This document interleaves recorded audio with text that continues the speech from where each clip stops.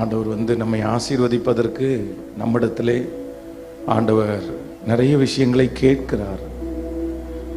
அவருடைய பிள்ளைகளாக இருக்கிற நீங்களும் நானும் அவருக்கு உண்மையாய் வாழும்போது நிச்சயமாகவே அதற்கு வேண்டிய பதிலை கர்த்தர் தருகிறவர்.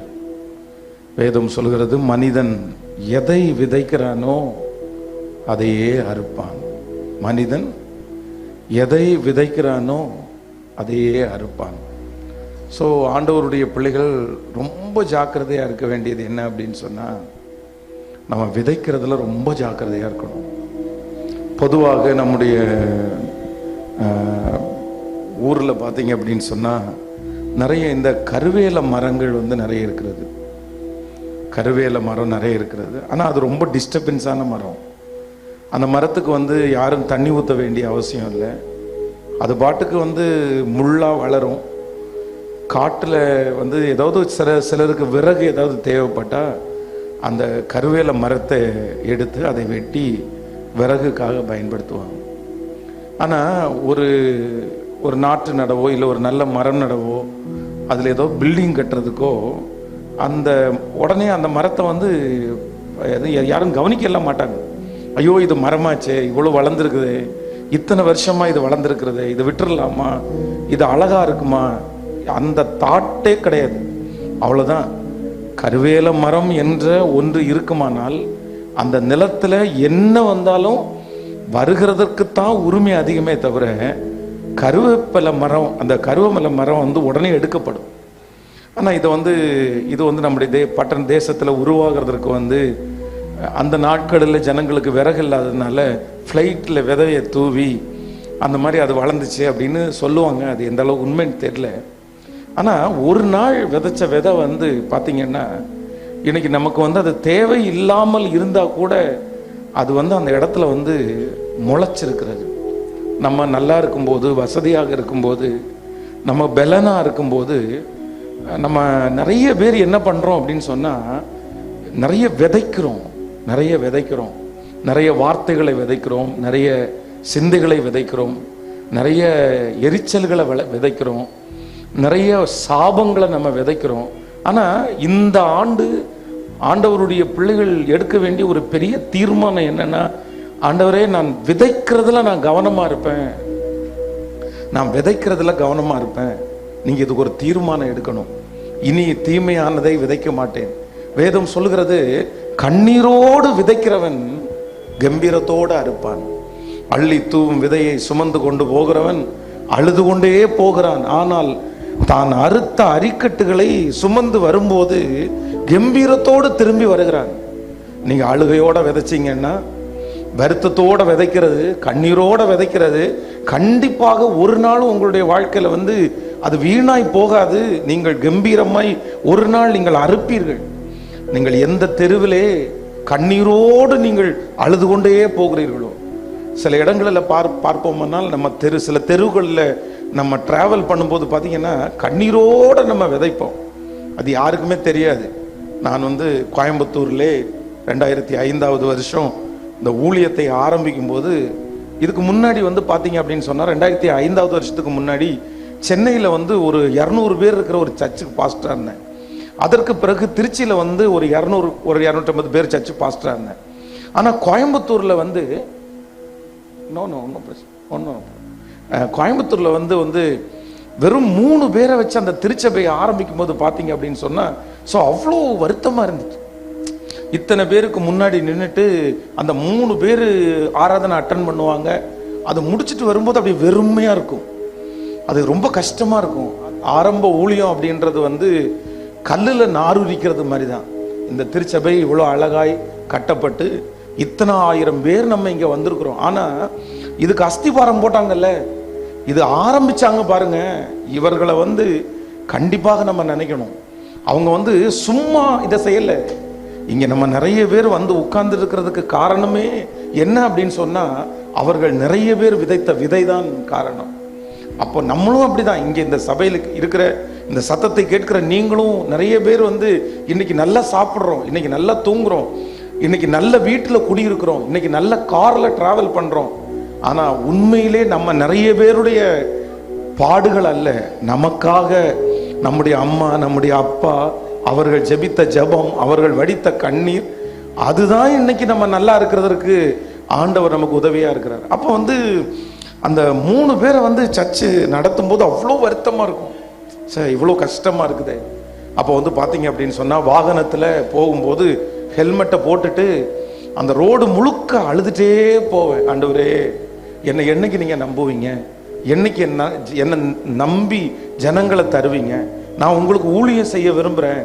இந்த பட்டணத்தில் எங்க போனாலும் ஜனங்கள் ரட்சிக்கப்படாம இருக்கிறாங்க. தெரு தெருவா ஜனங்கள் இருக்கிறாங்க. எங்க பார்த்தாலும் விக்கிரக அந்த கோட்டைகள் நிறைஞ்சிருக்கிறது. இந்த பகுதியில் உங்களுக்கு ஒரு பெரிய ஊழியம் செய்ய மாட்டேனா அப்படின்னு சொல்லி அப்படியே கண்ணில் அப்படியே தாரதாரியா கண்ணீர் கொட்டும். ஆனா யாருக்குமே தெரியாது, அப்படியே வழிஞ்சு ஓடும். ஆனால் நான் உண்மையிலே இன்னைக்கு நம்புறேன், எந்தெந்த தெருவிலெல்லாம் கண்ணீரை சிந்தினேனோ, எந்தெந்த தெருவிலெல்லாம் அழுது கொண்டே போனேனோ, அந்த தெருவில் இருந்தெல்லாம் இன்னைக்கு நூற்றுக்கணக்கான ஜனங்கள் அந்த திருச்சபையை தேடி வரும்போது அவ்வளவு ஆச்சரியமா இருக்கிறது. அப்போ நம்முடைய வாழ்க்கையிலே சில காரியங்கள் கண்ணீரோடு விதைக்கிறதுக்கு சில காலங்களை கர்த்தர் உங்களுக்கு அனுமதிப்பார். அந்த கண்ணீரோட நம்ம என்ன பண்ணணும்னா, நீங்க விதைச்சிடணும். சிலர் கண்ணீரோட ஆபத்தை விதைப்பாங்க, கண்ணீரோட எரிச்சலை விதைப்பாங்க. ஒரு பக்கத்துல கண்ணீர் வரும், இன்னொரு பக்கத்துல அந்த கண்ணீர் எப்படி வரும்னா கோபமா வெளிப்படும். அந்த கண்ணீர் சிலருக்கு சாபமா வெளிப்படும். ஆனா உங்களுடைய கண்ணீர் எப்படி வெளிப்படக்கூடாது அப்படின்னா, சாபமாகவும் கோபமாகவும் வெளிப்படவே கூடாது. உங்களுடைய கண்ணீர் வேதம் சொல்லுகிறது, உன்னுடைய கண்ணீரை நான் துருத்தியிலே வைத்திருக்கிறேன், அவைகள் என்னுடைய கணக்கில் அல்லவோ இருக்கிறது. அப்ப நம்முடைய கண்ணீரை ஆண்டவர் கணக்கில் வைக்கிறார். நம்முடைய கண்ணீரை ஆண்டவர் பார்க்கிறார்.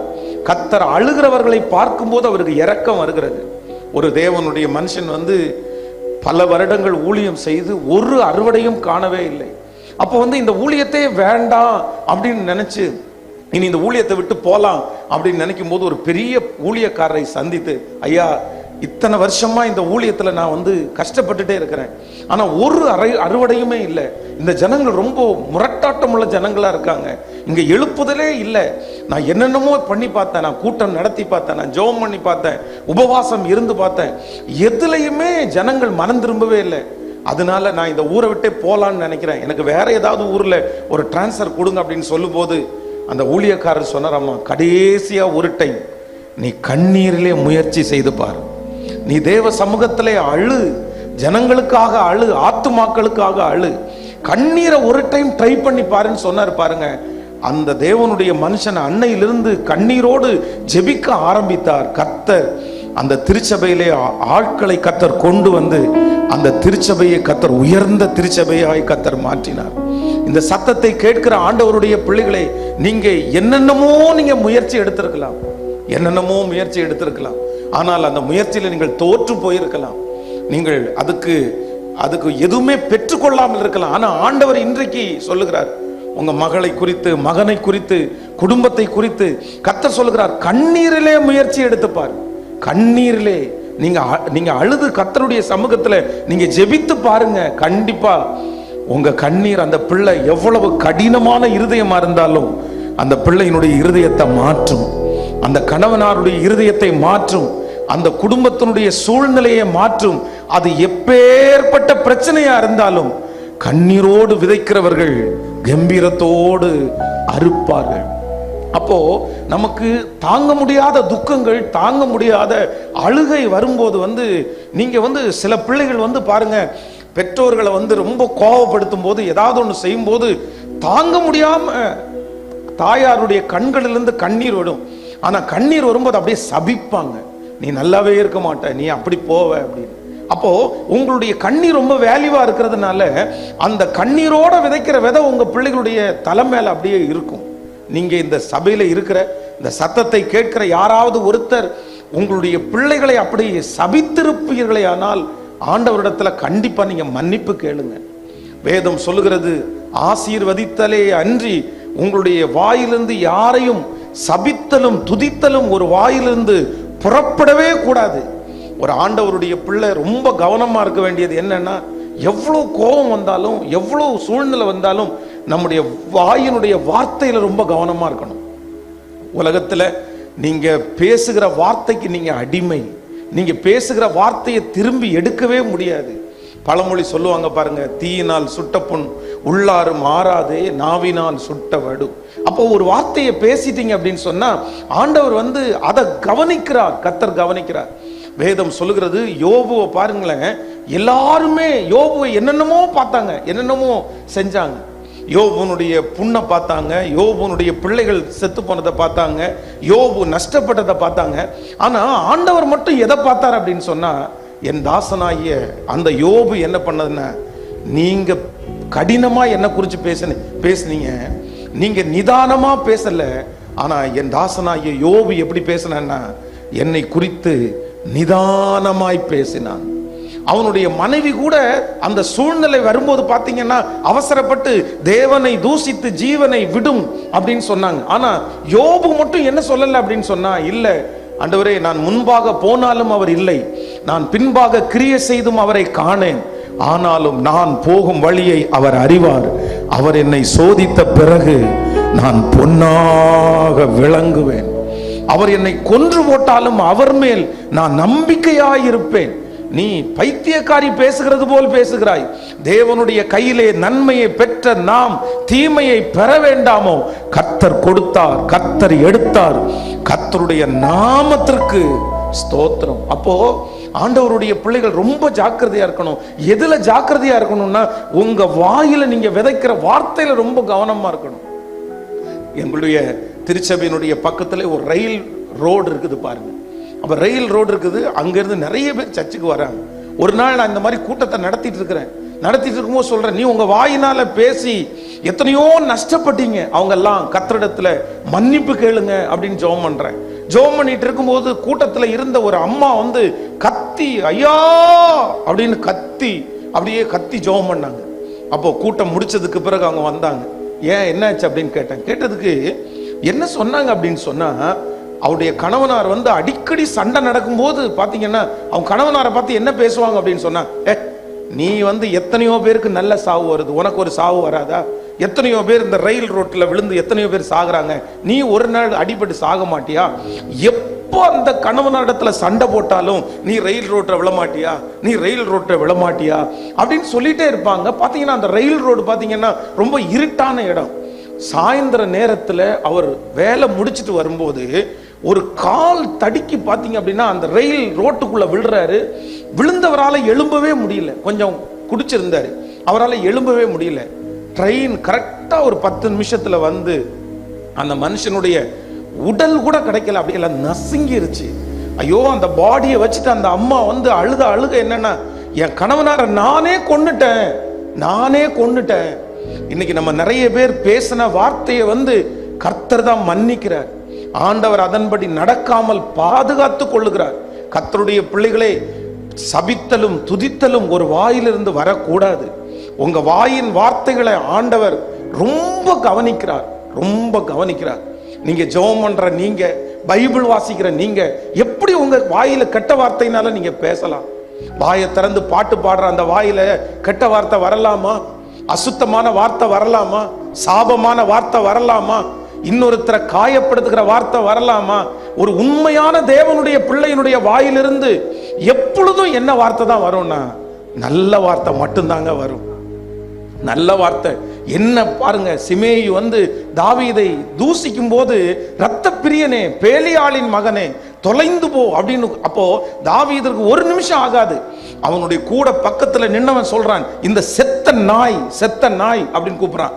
ஆனா தாவீது அந்த இடத்துல தன்னை காத்து கொண்டு என்ன சொல்றாரு அப்படின்னு சொன்னா, இல்லப்பா அவன் தூசிக்கணும்னு கர்த்தர் அனுமதிச்சிருக்கிறாருப்பா, அதனால நீ தூசிக்காத. அப்போ யாராவது ஒருத்தர் பக்கத்து வீட்டுல இருக்கிறவங்க உங்களை திட்டின உடனே அப்படியே நீங்க நின்று திட்டுவீங்களா? அவங்க ஒரு கெட்ட வார்த்தை பேசின உடனே நீங்க ஒரு கெட்ட வார்த்தை பேசிடுவீங்களா? அவங்க ஏதாவது ஒரு வார்த்தையை சொல்லி உங்க பிள்ளைகளை சொல்லியோ, உங்க வீட்டுக்காரரை சொல்லியோ, உங்க வீட்டுக்காரங்க யாராவது ஒருத்தர் சொல்லி அவங்க ஜாடமாடைய திட்டின உடனே நீங்களும் அப்படி திட்டிட முடியுமா? ஒரு ஆண்டவருடைய பிள்ளை அப்படி செய்கிறது கர்த்தருக்கு கண்டிப்பா பிரியமே இல்லை.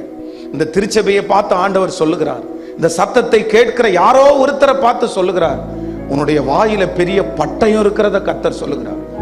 உன் நாவல பெரிய பட்டயமா இருக்குது.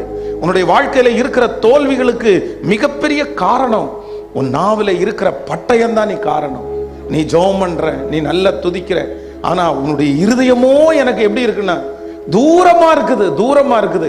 ஒரு உண்மையான தேவனுடைய பிள்ளை தன்னுடைய வாயிலிருந்து கர்த்தருக்கு பிரியமில்லாத வார்த்தையை கண்டிப்பா என்ன பண்ண மாட்டாங்க அப்படின்னா பேச மாட்டாங்க.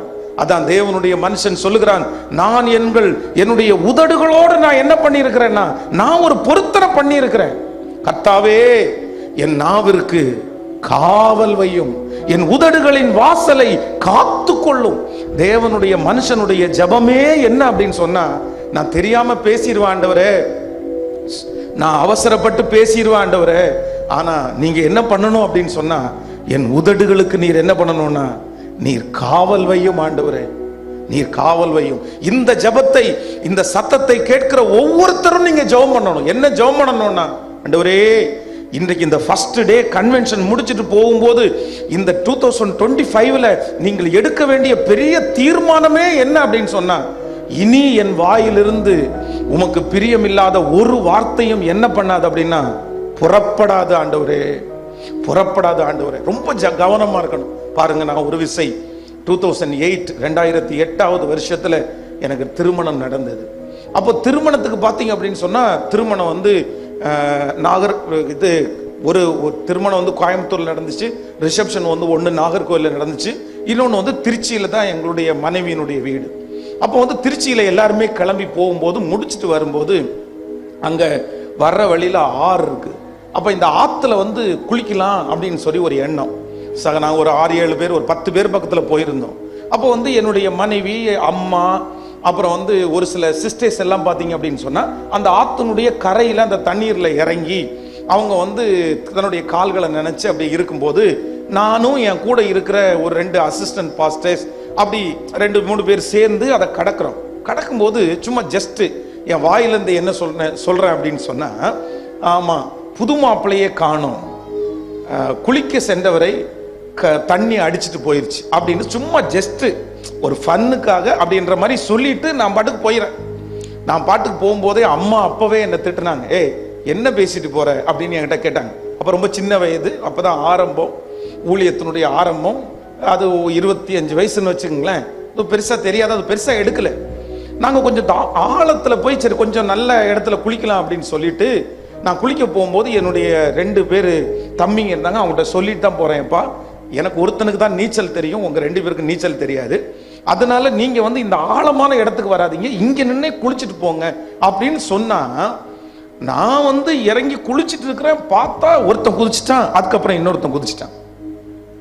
குதிச்ச உடனே அவங்க 2 பேருமே வந்து இப்போ பார்த்துங்க தண்ணிக்குள்ளே இருக்கிறாங்க. 2 பேருமே தத்தளிச்சிட்டு இருக்காங்க. 2 பேருமே மரண பயம் வந்துச்சு, மூழ்கிட்டு இருக்காங்க. நான் வந்து ஒருத்தரை வந்து தலைமுடியை பிடிச்சி இழுத்து மேலே கொண்டு வந்தேன். இன்னொருத்தர் ரொம்ப குண்டா இருந்தார். அவரை பிடிக்கலான்னு பிடிச்சா அவர் என்னை கட்டி பிடிச்சிட்டார் தண்ணிக்குள்ள. நான் இப்போ அவர் வந்து இந்த தண்ணி குடிக்கிறதுனால என்ன பண்ணிட்டாருன்னா என்ன கீழே அழுத்தி இவர் மேலே வர்றார். உடனே எனக்கு அப்போ வந்து இந்த நகம் வெட்டுற பழக்கம் ரொம்ப குறைவாக தான் இருந்துச்சு. கையில் நகம் இருந்ததுனால அப்படி ஒரு கிழிச்சதுனால அந்த வலி தாங்க முடியாமல் புடிய விட்டுட்டாரு. 2 பேரும் ஆண்டவருடைய கிருபையினால தப்பிச்சு கரையேறின உடனே முதல்ல கேட்ட வார்த்தை என்ன அப்படின்னா, என்னை மன்னிச்சிருங்க ஆண்டவரே, என்னை மன்னிச்சிருங்க ஆண்டவரே. என்னதான் நான் இது பண்ணின ஜாலி சந்தோஷமா இருந்தாலும் அந்த வார்த்தையை என் வாயிலிருந்து நான் பேசியிருக்கவே கூடாது. நீங்க என்னுடைய வாயினுடைய வார்த்தையை கனப்படுத்தினீங்க அப்படின்னா அன்னைக்கு ஆண்டவரிடத்துல மன்னிப்பு கேட்டேன். நான் எங்க அம்மாவிடத்துல வந்து மன்னிப்பு கேட்டேன், என்னுடைய மனைவியின் இடத்துல வந்து மன்னிப்பு கேட்டேன். இல்ல நான் அப்படி பேசியிருக்க கூடாது. அப்போ ஆண்டவருடைய பிள்ளைகளை ஒன்று நீங்கள் நினைத்துக் கொள்ளுங்கள், சில நேரத்துல வந்து நம்ம நிறைய வார்த்தைகள் அப்படியே பேசிட்டே போறோம், அவ்வளவுதான். அதுக்கு ஒருத்தருமே வந்து அதை பெரிய விஷயமா எடுத்துக்கிறது இல்லை. ஆனா உண்மையிலே இல்ல, சில வார்த்தைகள் வந்து கர்த்தர் வந்து ஏதோ நம்ம மேல ஆண்டவர் வச்சிருக்கிற கிருபையினாலதான் அதை நடக்காம போக பண்ணுகிறார். உங்க வாயிலிருந்து நீங்க பேசின வார்த்தைகளை எல்லாம் கர்த்தர் நடத்தி இருந்தார் அப்படின்னு சொன்னா இன்னைக்கு நம்ம நிறைய பேர் இந்த இடத்துல உயிரோடயே இருந்திருக்க முடியாது. ஆனா ஆண்டவருடைய இரக்கம். ஆனாலும் கர்த்தர் எச்சரிக்கும் போது ஆண்டவருடைய பிள்ளைகள் ஒப்பு கொடுக்க வேண்டிய ஒன்று என்ன அப்படின்னு சொன்னா, இனி என் வாயிலிருந்து இனி என் வாயிலிருந்து உங்களுக்கு பிரியம் இல்லாத ஒரு வார்த்தை கூட என்ன பண்ணக்கூடாதுன்னா வரவே கூடாது ஆண்டவரே. எத்தனை பேர் ஆமோதிக்கிறீர்கள்? கர்த்தர் உங்களை ஆசீர்வதிக்க போறாரு. மரணமும் ஜீவனும் நாவின் அதிகாரத்திலே இருக்கிறது. மரணமும் ஜீவனும் நாவின் அதிகாரத்திலே இருக்கிறது. அந்த பிரச்சனையை பார்த்து ஆண்டவருடைய பிள்ளைகள் சொல்ல வேண்டியது என்ன அப்படின்னு சொன்னா, ஆண்டவரே, இந்த அக்கினி சூளையிலிருந்து கர்த்தர் என்னை தப்புவிக்கிறதற்கு கர்த்தர் வல்லவராயிருக்கிறார். ஆண்டவர் என்னை தூக்கி எடுப்பார். ஆண்டவர் என்னை நிலை நிறுத்துவார். ஒரு நாள் வரும், அன்றைக்கு என் எதிரிக்கு முன்பாக கர்த்தர் எனக்கு ஒரு பந்தியை ஆயத்தப்படுத்துவார். என் தலையை கர்த்தர் எண்ணெயினால் அபிஷேகம் பண்ணுவார். இந்த சத்தத்தை கேட்டு கொண்டிருக்கிற ஒவ்வொருத்தரையும் பார்த்து கர்த்தர் வாக்கு கொடுக்கிறார். ஒரு நாள் கர்த்தர் உங்கள் சத்துருக்களுக்கு முன்பாக உனக்கு ஒரு பந்தியை கர்த்தர் ஆயத்தப்படுத்தி உங்கள் தலைகளை எண்ணெயினால் அபிஷேகம் பண்ணி உங்கள் பாத்திரங்களை கர்த்தர் நிரம்பி வழிய பண்ணுவார். சோ அதற்கு ஆண்டவர் உங்களிடத்துல கேட்கிற ஒன்னே ஒண்ணு மட்டும் என்ன அப்படின்னு சொன்னா, இனி என் நாவினால் நான் பாவம் செய்யாதபடிக்கு எனக்கு ஒரு இரக்கம் செய்யும் ஆண்டவரே. கைகளை அப்படியே எல்லாரும் மேல உயர்த்தி முழு பலத்தோடு சொல்லுங்க பார்க்கலாம். முழு பலத்தோட கைகளை உயர்த்தி சொல்லுங்க. நான் பேசின வார்த்தைகளுக்கெல்லாம் நான் மன்னிப்பு கேட்கிறேன். என் பிள்ளைய குறிச்சு நான் பேசின வார்த்தையெல்லாம் நான் ஆண்டவரே அதை திரும்பி ரிட்டன் நான் வாங்கிக்கிறேன் ஆண்டவரே. இல்ல நான் பேசினது தப்பு தான் ஆண்டவரே. ஒருவேளை அவங்க உங்களை பேச வச்சிருக்கலாம். உங்களை திரும்ப திரும்ப உங்க கோபத்தை தட்டி எழுப்பி உன்னை பேச வைக்கிறதுக்கு எத்தனையோ முயற்சி எடுத்திருக்கலாம். ஆனா ஏசப்பாட்ட சொல்லுங்க, ஆண்டவரே, நான் பேசுறது தவறுதான்ப்பா. சொல்லுங்க பார்க்கலாம். தப்புதான் ஆண்டவரே, தப்புதான் ஆண்டவரே. ஆமென். ஒரு நிமிஷம் எல்லாரும் கவனமாய் ஒரு நிமிஷம் பாருங்களேன். சில நேரத்துல சத்ரு உங்களை வஞ்சிக்கணும் அப்படின்னு சொன்னா என்ன பண்ணுவோம்னா, சிலரை ஏவி விட்டு உங்களை பேச வைப்பான். உங்களுடைய வாயை கிளறுகிறதற்கு முயற்சி எடுப்பான். ஆனா ஆண்டவருடைய பிள்ளைங்க ரொம்ப ஜாக்கிரதையா இருக்கட்டும். நான் பேச மாட்டேன். சிலரிடத்துல ஆண்டவருடைய பிள்ளைகள் பேசக்கூடாது. அதிகமாய் நீங்கள் யாரிடத்தில் அதிகமாய் பேசுகிறீர்களோ அவர்களிடத்தில் உங்களுடைய ரகசியங்களை நீங்கள் வெளிப்படுத்துகிறீர்கள் என்று சொல்லி அர்த்தம். ஆண்டவருடைய பிள்ளைகள் கண்டிப்பாக வாய்க்கு நீங்கள் கடிவாளம் போட்டுதான் ஆகணும். நீங்க எல்லாரிடத்திலையும் பேச முடியாது. நீங்க எல்லாரிடத்திலையும் ஜாலியா இருக்க முடியாது. சிலர் அவ்வளோ நேரம் போன் எடுத்தா அவ்வளோ நேரம், அத்தனை மணி நேரம். எப்படி உங்களால அவ்வளவு மணி நேரம் பேச தோணுது? உங்களுக்கு வேற வேலை எதுவுமே இல்லையா? உங்களுக்கு வீட்டில் அத்தனை வேலை இருக்கும், வெளியில அத்தனை வேலை இருக்கும். பைபிள் வாசிக்கலாம், ஒரு நல்ல புத்தகம் படிக்கலாம். ஆனா என்ன பண்ணுவாங்கன்னா பேசிட்டே இருப்பாங்க. வேதம் சொல்லுகிறது, ஆகாத சம்பாசனைகள் நல்லொழுக்கங்களை கெடுக்கும். இந்த சத்தத்தை கேட்கிற வாலிப தம்பியா இருக்கலாம், தங்கச்சியா இருக்கலாம், உன்னுடைய வாழ்க்கையில நீ வாயை மட்டும் நீ அடக்கல அப்படின்னா நிச்சயமா சொல்றேன், உன் வாழ்க்கையினுடைய பெரிய தோல்வியை நீ பார்ப்ப. உன்னுடைய வாழ்க்கையில இருக்கிற ஜெயமே என்ன அப்படின்னா உன்னுடைய நாவை அடக்குவதுதான் ஜெயம். எத்தனை குடும்பம் பாருங்களேன், கல்யாண பேச்ச ஆரம்பிச்சு 4 மாசம் 5 மாசம் இந்த கல்யாண பேச்சுக்கு கேப் விடுறாங்கன்னு வைங்களேன். அந்த 5 மாசத்துக்குள்ள இந்த 2 பசங்களும் பிள்ளையும் பேசி எத்தனை கல்யாணம் நின்று போயிருக்கு தெரியுமா?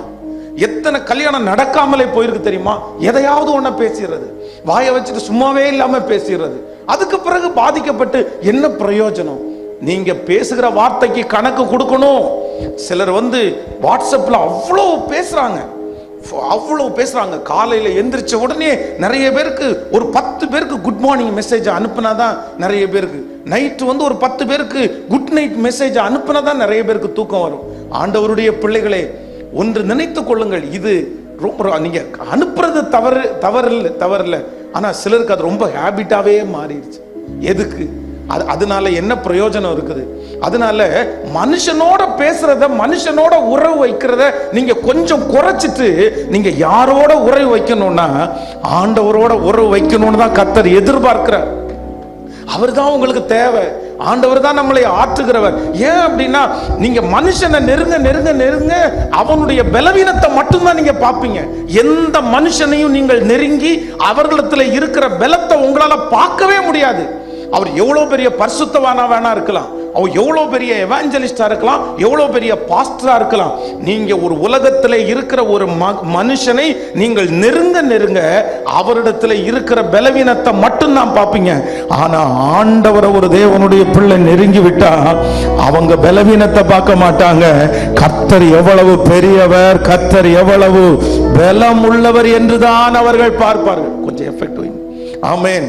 அதனால ஆண்டவருடைய பிள்ளைகள் இன்றைக்கு ஒரு தீர்மானம் எடுப்போம். ஆண்டவரே, நான் எதை குறைக்க போறேன்னா பேச்சை நான் குறைக்க போறேன் ஆண்டவரே, பேச்சை குறைக்க போறேன் ஆண்டவரே, எனக்கு ஒரு கிருபை தாங்க ஆண்டவரே.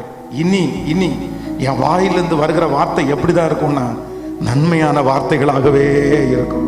ஒப்பு கொடுக்கிறவங்க கையை மேல உயர்த்தி, நன்றியப்பா, நன்றி நன்றி நன்றி நன்றி. நீங்க சாதாரணமானவர் அல்ல, நீங்க சாதாரணமானவர் அல்ல, நீங்க சாதாரணமானவர் அல்ல, நீங்க சாதாரணமானவர் அல்ல, நீங்க சாதாரணமானவர் அல்ல, நீங்க சாதாரணமானவர் அல்ல, நீங்க சாதாரணமானவர் அல்ல, நீங்க சாதாரணமானவர் அல்ல. எங்கள் தகப்பனே யெகோவா, நீங்க சாதாரணமானவர் அல்ல. எங்கள் தகப்பனே யெகோவா, நீங்க சாதாரணமானவர் அல்ல. ரெண்டு கைகளை மேல உயர்த்தி, நீங்க சாதாரணமானவர். எஸ், ஆமென். நீங்க சாதாரணமானவர் அல்ல, நீங்க சாதாரணமானவர் அல்ல, நீங்க சாதாரணமானவர் அல்ல. ஆமென். ரொம்ப அழகான ஒரு பாடல். என்னுடைய பிரச்சனை சாதாரணமானதுதான், ஆனா நான் ஆராதிக்கிற தேவன் அவர் சாதாரணமானவர் அல்ல. ஒருவேளை உங்களுக்கு கண்ணுக்கு முன்னாடி இருக்கிற பிரச்சனை ரொம்ப மலையை போல தோன்றலாம், மலையை போல தோன்றலாம். ஆண்டவர் பாருங்க, ஒன்று நீங்க நினைச்சுக்கங்க, கர்த்தர் மலையை பற்றி பேச சொன்னாரா, மலையை பார்த்து பேச சொன்னாரா? வேதம் சொல்லுது, இந்த மலையை பார்த்து பெயர்ந்து சமுத்திரத்தில் தள்ளப்படு, அப்பொழுது என்ன பண்ணும்? நடக்கும். ஆனா நம்ம நிறைய பேரு மலையை பார்த்து பேசுறது இல்ல, எதைதான் பேசுறோம்? மலையை பற்றி தான் பேசுறோம். நம்ம நிறைய பேர் பிரச்சனையை பற்றியே பேசுறோம், பிரச்சனையை பார்த்து பேசுறது இல்ல. யாராவது ஒருத்தர் பிரச்சனையை பார்த்து, என்ன பெரிய பிரச்சனையே, நீ என்ன பெரிய நிக்க முடியும், இவ்வளவு தூரம் நடத்தின தெய்வம் என்ன கைவிட்டுருவாரா, இவ்வளவு பெரிய பிரச்சனை இருந்தெல்லாம் கர்த்தர் என்ன காப்பாத்தின கர்த்தர் என்ன எப்படி கைவிட்டுருவாரு, அப்படியெல்லாம் கர்த்தர் கைவிட மாட்டாரு, இந்த பிரச்சனை என்னை விட்டு நீங்கும் அப்படின்னு யாராவது சொல்லுவாங்கன்னு பார்த்தா இல்ல.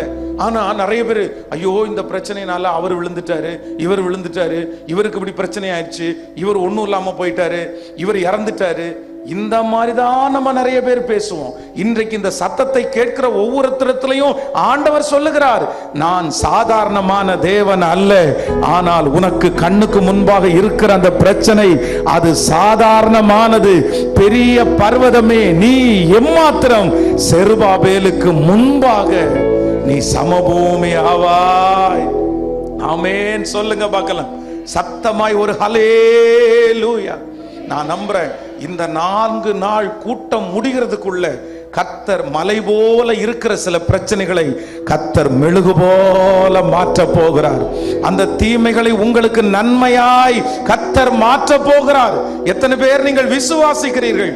இதுக்கு முன்னாடி உங்க வாழ்க்கையில நடந்த எத்தனையோ பிரச்சனைகள் இன்றைக்கு நன்மையாய் மாறப்பட்டிருக்கிறது போல, இன்றைக்கு உங்களுக்கு விரோதமாய் இருக்கிற பிரச்சனை கண்டிப்பாக நன்மையாக தான் மாற போகிறது. எத்தனை பேர் ஆமோதிக்கிறீங்க? இப்போ என் வாயினால நான் அறிக்கை செய்கிறேன், நீங்க சாதாரணமானவர் அல்ல. நீங்க சாதாரணமானவர் அல்ல. ஒண்ணு நினைச்சுக்கங்க, தகப்பன்மாரெல்லாம் கொஞ்சம் கவனிங்க. தகப்பன்மார் பிரதர்ஸ் கொஞ்சம் கவனிங்க. சில நேரங்கள்ல நீங்க உங்களை பாருங்களேன், நீங்க என்ன பண்ணுவீங்க அப்படின்னு சொன்னா, ஜெபம் பண்ண சொன்ன உடனே நம்ம யாரை சுட்டி காட்டுவோம்னா, நீ ஜெபம் பண்ணுமா, நீ ஜெபம் பண்ணுமா. ஆனா ஒவ்வொரு தகப்பன்மாரையும் ஒன்று நினைத்துக் கொள்ளுங்க, உங்க சத்தத்தை ஆண்டவர் கேட்கணும்னு நினைப்பாரு. நீங்க வாயை திறந்து அப்பான்னு சொல்லணும்னு எதிர்பார்ப்பாரு.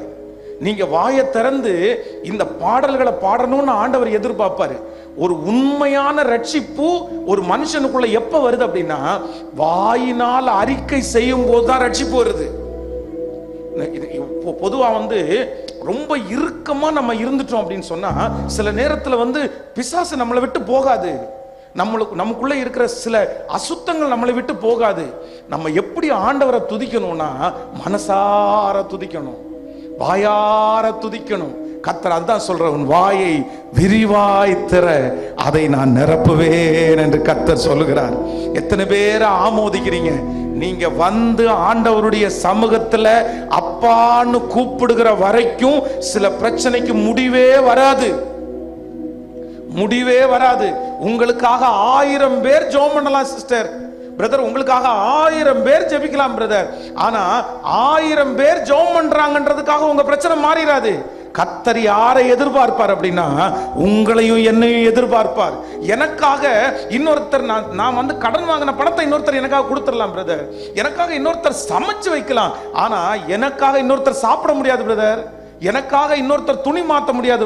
சில பிரச்சனைகள், சில சூழ்நிலைகள் நீங்க நிக்காம அதிலிருந்து விடுதலையை நீங்க எதிர்பார்க்கவே முடியாது, எதிர்பார்க்கவே முடியாது. ஆண்டவர் என்ன எதிர்பார்ப்பார்னா, நீ எங்க போனம்மா, நீ எங்க போனப்பா, நீ வா, நீ நில்லு, நீ மன்னிப்பு கேளு, நீ மனம் திரும்பு, நீ ஒப்புக்கொடு. எனக்கு தேவை உனக்காக ஜெபிக்கிறவங்க அல்ல, நீ ஜெபம் பண்ணணும்னு எதிர்பார்ப்பார். கவனிங்க, இங்க இருக்கிற நிறைய பேருடைய உங்களுடைய பிள்ளை ஒருத்தர் சிஎம் இருக்காருன்னு வச்சுங்களேன், இல்ல ஒரு பெரிய போஸ்டிங்ல இருக்காருன்னு வைங்களேன். உங்க பிள்ளை பெரிய போஸ்டிங்ல இருக்கிறது அப்படின்றது உங்களுக்கு பெரிய பெருமை. உங்க பிள்ளை பெரிய போஸ்டிங்ல இருக்குது. இப்போ நம்முடைய ஊருக்கு இப்போ வர்றாங்கன்னு வைங்களேன், பெரிய சீஃப் கெஸ்டா வராரு. ஆயிரக்கணக்கான ஜனங்கள் உங்க பிள்ளைய பார்க்கிறதுக்கு நிக்கிறாங்க. எல்லாரும் எப்ப வருவார் எப்ப வருவாருன்னு சொல்றீங்க. நீங்க பக்கத்துல இருக்கிறவங்க எல்லாரையும் பார்த்து என் பிள்ளை வர்றான், என் பிள்ளை வர்றான்னு சொல்லுவீங்க. இப்போ அந்த பிள்ளை 1,00,000 பேர் 50,000 பேர் வந்திருக்கிறாங்க, 50,000 பேருக்கு கை காமிக்கிறாங்க, நீங்க பக்கத்துல நிக்கிறீங்க. உங்க பிள்ளை 10,000 பேருக்கும் கையை காமிச்சுட்டு உங்கள்கிட்ட ஒண்ணுமே சொல்லாம வீட்டுக்கு போயிட்டு 10,00,000 ரூபாய் செக் எழுதி அனுப்புறதுல நீங்க யாருமே சந்தோஷப்பட மாட்டீங்க. உங்க பிள்ளை கார் வாங்கி கொடுக்கறதுல யாருமே சந்தோஷப்பட மாட்டீங்க. உங்க பிள்ளை உங்களுக்கு வீட்டுக்கு கட்டி கொடுக்கறதுனால சந்தோஷப்பட மாட்டீங்க. உங்களுடைய சந்தோஷம் என்ன அப்படின்னு சொன்னா, உங்க பிள்ளை அத்தனை பேர் இருந்தாலும் உங்களை பார்த்த அம்மா அப்பா இந்த ஒரு வார்த்தை போதும் உங்களுக்கு. அவனுடைய காரும் அவனுடைய பங்களாவும் அவனுக்கு தேவையில்லை. நமக்கு நீ ஒண்ணுமே தர வேணாம்ப்பா. அப்பான்னு கூப்பிடாத ஒரு பையன், அம்மான்னு கூப்பிடாத ஒரு பையன் கோடிக்கணக்கான சொத்து வச்சிருந்து என்னப்பா பிரயோஜனம்? நீ எனக்கு கார் வாங்கி கொடுத்து என்னப்பா பிரயோஜனம்? ஆண்டவருடைய பிள்ளைகளை நீங்க ஆலயத்திற்காக செய்கிறத நான் தவறா சொல்லல, தவறா சொல்லல. நிறைய பேர் என்ன நினைக்கிறாங்க அப்படின்னு சொன்னா, தான் செய்த பாவத்திற்காக புண்ணியத்தை தேடுறாங்க. உலகத்துல எத்தனையோ பேர் தேடுறாங்க. அதனால ஆண்டவருடைய பிள்ளைகள் பாவத்தினுடைய புண்ணியத்தை தேடுறதுக்கு 10 பேருக்கு நான் சோறு கொடுத்தேன், 2 மூட்டை அரிசி வாங்கி நான் கொடுத்தேன், சர்ச்சுக்கு 10 ஃபேனை மாட்டினேன், நான் 2 ஸ்பீக்கரை வாங்கி வச்சேன், இப்படி சொன்ன உடனே நடக்காது, நடக்காது. இது செய்ய வேண்டாம் நான் சொல்லல. ஆனா ஆண்டவர் என்ன எதிர்பார்ப்பார் அப்படின்னு சொன்னா, என் பிள்ளைய நான் ஆசீர்வதிச்சிருக்கிறேன்ல, என் பிள்ளைய நான் தானே நடத்தினேன். இந்த ஜபத்துல இருக்கிற நீங்க நிறைய பேரு இந்த ஊர்ல ஒண்ணும் இல்லாம இருந்தவங்க தானே, நீங்க 0ல இருந்து உருவாங்கினவங்க தானே. நீங்க கொஞ்சம் பின்னாடி நினைச்சு பாருங்க, இங்க இருக்கிற நிறைய பேர் ஒண்ணும் இல்லாமல் இருந்து கர்த்தர் உங்களை இவ்வளவு தூரம் கொண்டு வந்திருக்கிறாரு, இவ்வளவு தூரம் கொண்டு வந்திருக்கிறாரு. இவ்வளவு தூரம் கொண்டு நீங்க உடுத்தி இருக்கிற உடை, நீங்க போட்டிருக்கிற நகை, நீங்க டிராவல் பண்ற காரு, உங்களுடைய வாழ்க்கையில் இருக்கிற அத்தனையும் உங்க பலத்தால வந்துச்சுன்னு சொல்லுங்க, உங்க ஞானத்தினால வந்துச்சுன்னு சொல்லுங்க. உங்க திறமையினால வந்துச்சுன்னு சொல்லுங்க, ஒண்ணுமே கிடையாது. முழுக்க முழுக்க யார் பண்ண தெரியுமா? குப்பையிலிருந்து உங்களை தூக்கி சிங்காசனத்துல வைக்கிற அந்த கர்த்தர் வச்சிருக்கிறாரு. நம்புறவங்க கைகளை மேல தட்டி, ஆமோதிக்கிறவங்க நல்ல கரங்களை மேல தட்டி சோ ஒண்ணுமே இல்லாமையிலிருந்து உங்களை கொண்டு வந்த இந்த கர்த்தருக்கு ஒரு நாளாகிலும் இல்ல மனசார இருதயத்தின் ஆழத்திலிருந்து பிரதர், தகப்பன்மாரே, தாய் கவனிங்களேன், ஒரு பெண்ணு கீழே விழுந்துச்சு பிரதர், ஒரு பெண்ணு கீழே விழுந்து பிரதர், நமக்கு ஒருத்தர் வந்து அந்த பெண்ணை எடுத்து கொடுக்குறாரு. உடனே நம்ம என்ன சொல்றோம் தெரியுமா? தேங்க்ஸ் பிரதர், தேங்க்ஸ் சிஸ்டர் சொல்றோம், நன்றிங்கன்னு சொல்றோம். ஏதாவது ஒரு உதவி, ஒரு டம்ளர் தண்ணி கொடுக்கட்டும், தேங்க்ஸ் சொல்றோம். நீங்க இப்ப பாருங்களேன், நம்ம நிறைய பேர் இந்த ஃபாரின் போவாங்க பாருங்க, வெளிநாடு. இந்த வெளிநாட்டு போறதுக்கு யாராவது ஒருத்தர் ஹெல்ப் பண்ணாங்கன்னு வச்சுங்களேன், அவங்க வெளிநாட்டுல இருந்து எப்பெல்லாம் வர்றாங்களோ அப்பெல்லாம் இவங்களுக்கு ஏதாவது ஒன்று வாங்கிட்டு போவாங்க. ஏன் தெரியுமா? நன்றி உள்ள உணர்வு. ஆனா இப்போ உங்களை பார்த்து கேட்கிறேன், இங்க இருக்கிற எத்தனை பேரு கர்த்தருடைய சமூகத்துல மனசார நன்றி சொல்லி எத்தனை நாள் பிரதர் ஆயிடுச்சு, எத்தனை நாள் சிஸ்டர் ஆயிடுச்சு சொல்லுங்களேன், எத்தனை நாள் ஆயிடுச்சு? மனசார கண்ணீரோட நான் ஒன்னும் இல்லாம இருந்தப்பா, நான் ஒன்னும். உங்களை பார்த்து நிறைய பேர் நீங்க முடிஞ்சிருவீங்கன்னு நினைச்சாங்கல்ல, நீங்க ஒன்னும் இல்லாம போவீங்கன்னு நினைச்சாங்கல்ல, உங்க குடும்பம் நல்லா வராதுன்னு எத்தனை பேர் நினைச்சாங்க? நீங்க எத்தனை பேர் நினைச்சீங்க என் வாழ்க்கை என்ன ஆகுமோன்னு நினைச்சு எத்தனை பேர் தடுமாறிட்டு இருந்தீங்க? ஆனா உங்களை வளர்த்தி உருவாக்கி ஆளாக்கி இதுவரைக்கும் கொண்டு வந்தது யார் தெரியுமா? இதுவரைக்கும் கொண்டு வந்தது யார் தெரியுமா? இங்க இருக்கிற இந்த சத்தத்தை கேட்கிற நிறைய பேருக்கு உங்களுக்கும் மரணத்திற்கும் ஒரு அடி தூரம் கூட இல்ல சிஸ்டர், பிரதர். உங்களுக்கும் மரணத்திற்கும் ஒரு அடி தூரம் கூட இல்ல சிஸ்டர். நீங்க மரிக்க வேண்டியது, நீங்க சாக வேண்டியது. உங்க கண்ணுக்கு முன்னாடி ஒருத்தர் செத்தாங்க, நீங்க அந்த இடத்துல இருக்க வேண்டியது. ஆனா கர்த்தர் உங்களை கிருபையா காப்பாத்தினாரு, உங்களை கிருபையா காப்பாத்தினாரு. உங்களுக்கு உங்க முதுகுக்கு பின்னாடி கத்தி வச்சுட்டு காத்துட்டு நான் குத்துறதுக்கு ஆண்டவர் அனுமதிக்கவே இல்லை தெரியுமா? உங்களுடைய கண்ணுக்கு தெரிஞ்ச ஆபத்துல இருந்து உங்களை தப்பு வச்ச தேவன் மட்டும் இல்ல, உங்க கண்ணுக்கு தெரியாம உங்களுக்கு விரோதமா வச்ச எத்தனையோ கத்திகளுக்கு, எத்தனையோ செய்வனைகளுக்கு, எத்தனையோ போராட்டங்களுக்கு இதுவரைக்கும் உங்களையும் என்னையும் தப்பிச்சு வச்சிருக்கிறாரா இல்லையா? தப்பிச்சு வச்சிருக்கிறாரா இல்லையா? ஒரு நாள் ஆகிலும் சில என்ன நினைக்கிறாங்கன்னா, வருத்தமா இருக்குது, ஏதாவது ஒண்ணு வாங்கி கொடுத்தா முடிஞ்சு, ஏதாவது ஒண்ணு வாங்கி கொடுத்தா முடிஞ்சு, ஏதாவது ஒண்ணு பண்ணிட்டா முடிஞ்சிச்சு. சரி, என்ன தேவை இருக்கு சர்ச்சுக்கு? ஏதோ பண்ணிடலாமா, இல்ல ஏதாவது பண்ணிடலாமா? பிரதர் நீங்க பண்ணுங்க, வேண்டாம் நான் சொல்லல. பட் ஆண்டவர் என்ன எதிர்பார்க்கிறார் அப்படின்னு சொன்னா, நீ எப்ப வருவ, நீ எப்ப வருவ, நீ எப்ப எனக்கு முன்னாடி வந்து நிப்ப? ஒரே ஒரு நன்றி. இந்த 4 நாட்கள் கன்வென்ஷன் முடிகிறதுக்கு முன்னாடி, இன்னைக்கு இந்த ஃபர்ஸ்ட் டே கன்வென்ஷன் முடியும் போது தனியா ஒரு இடத்துல போய் மொட்டை மாடியில போய் நின்று, இல்லைன்னா இந்த பக்கமா நடந்து போயிட்டு, நன்றிப்பா கொஞ்சம் பின்னாடி கொஞ்சம் நினைச்சு பார்த்து, ஆண்டவரே எத்தனை பேர் உங்களை கைவிட்டாங்க சிஸ்டர், பிரதர், எத்தனை பேர் உங்களை கைவிட்டாங்க, எத்தனை பேர் உங்களுக்கு உதவி. இன்னைக்கு உங்களுக்கு 1000 பேர் இருக்காங்க பிரதர், 1000 பேர். நான் இப்போ கூட நினைக்கிறேன் சிஸ்டர், இந்த பலிபீடத்துல இருந்து நினைக்கிறேன், இன்னைக்கு எனக்கு பின்னாடி ஆயிரக்கணக்கான பேர் ஆண்டவர் தந்திருக்கிறார், ஆயிரக்கணக்கான பேர் தந்திருக்கிறார். இன்னைக்கு மாசமான குறைஞ்சது 3000 பேருக்கு சாப்பாடு போடுற அளவுக்கு கர்த்தர் இந்த கையை ஆசீர்வச்சிருக்கிறாரு. ஆனா நான் ஒண்ணும் மறக்கல சிஸ்டர், நான் ஒண்ணும் மறக்கல பிரதர். கோயம்புத்தூர் பட்டணத்துல வந்து சாப்பாட்டுக்கே வழி இல்லாம, சாப்பாடு காசு கொடுத்து சாப்பிட முடியாது, வீட்டுல செய்யறதுக்கு காசு இல்லாம, கோயம்புத்தூர்ல எங்க ஃப்ரீ சாப்பாடு போடுறாங்கன்னு தேடினேன். துடியூர் பக்கத்துல ஒரு ஹோட்டல்ல வந்து ஒரு ட்ரஸ்ட் நடத்தி அந்த இடத்துல ஃப்ரீ சாப்பாடு போடுறாங்க, பணம் வாங்க மாட்டாங்க. நமக்கு தேவையான 2 ரூபா 3 ரூபா 5 ரூபா, அங்க ஒரு பொம்மை கையை நீட்டிட்டு இருக்கோம், அதுல வச்சுட்டு வரலான்னு 2 மாசம் அந்த ஹோட்டல்ல வந்து காசே கொடுக்காம வேற வழி இல்லாம அந்த ஹோட்டல்ல சாப்பிட்டேன். அப்படி பிச்சை எடுத்த கை, இறந்த கை. ஆனா நான் வந்து சமீபத்துல வந்து என் பிள்ளைகளை வந்து வண்டியில கூட்டிட்டு போகும்போது, அப்படியே டிராவல் பண்ணும்போது ஒரு இடத்துல என்னுடைய வண்டியை நிப்பாட்டினோடனே எங்கள் பிள்ளைங்க என்னை பார்த்து கேட்டாங்க, என்ன டாடி இங்கே வண்டியை நிப்பாட்டுறீங்க, நம்ம போகணுன்னு சொன்ன இடம் வேற இடம் இல்லை, நீங்கள் இங்கே நிப்பாட்டுறீங்க அப்படின்னு சொன்னோன்னா கொஞ்சம் இறங்குங்க அப்படின்னு சொன்னேன்.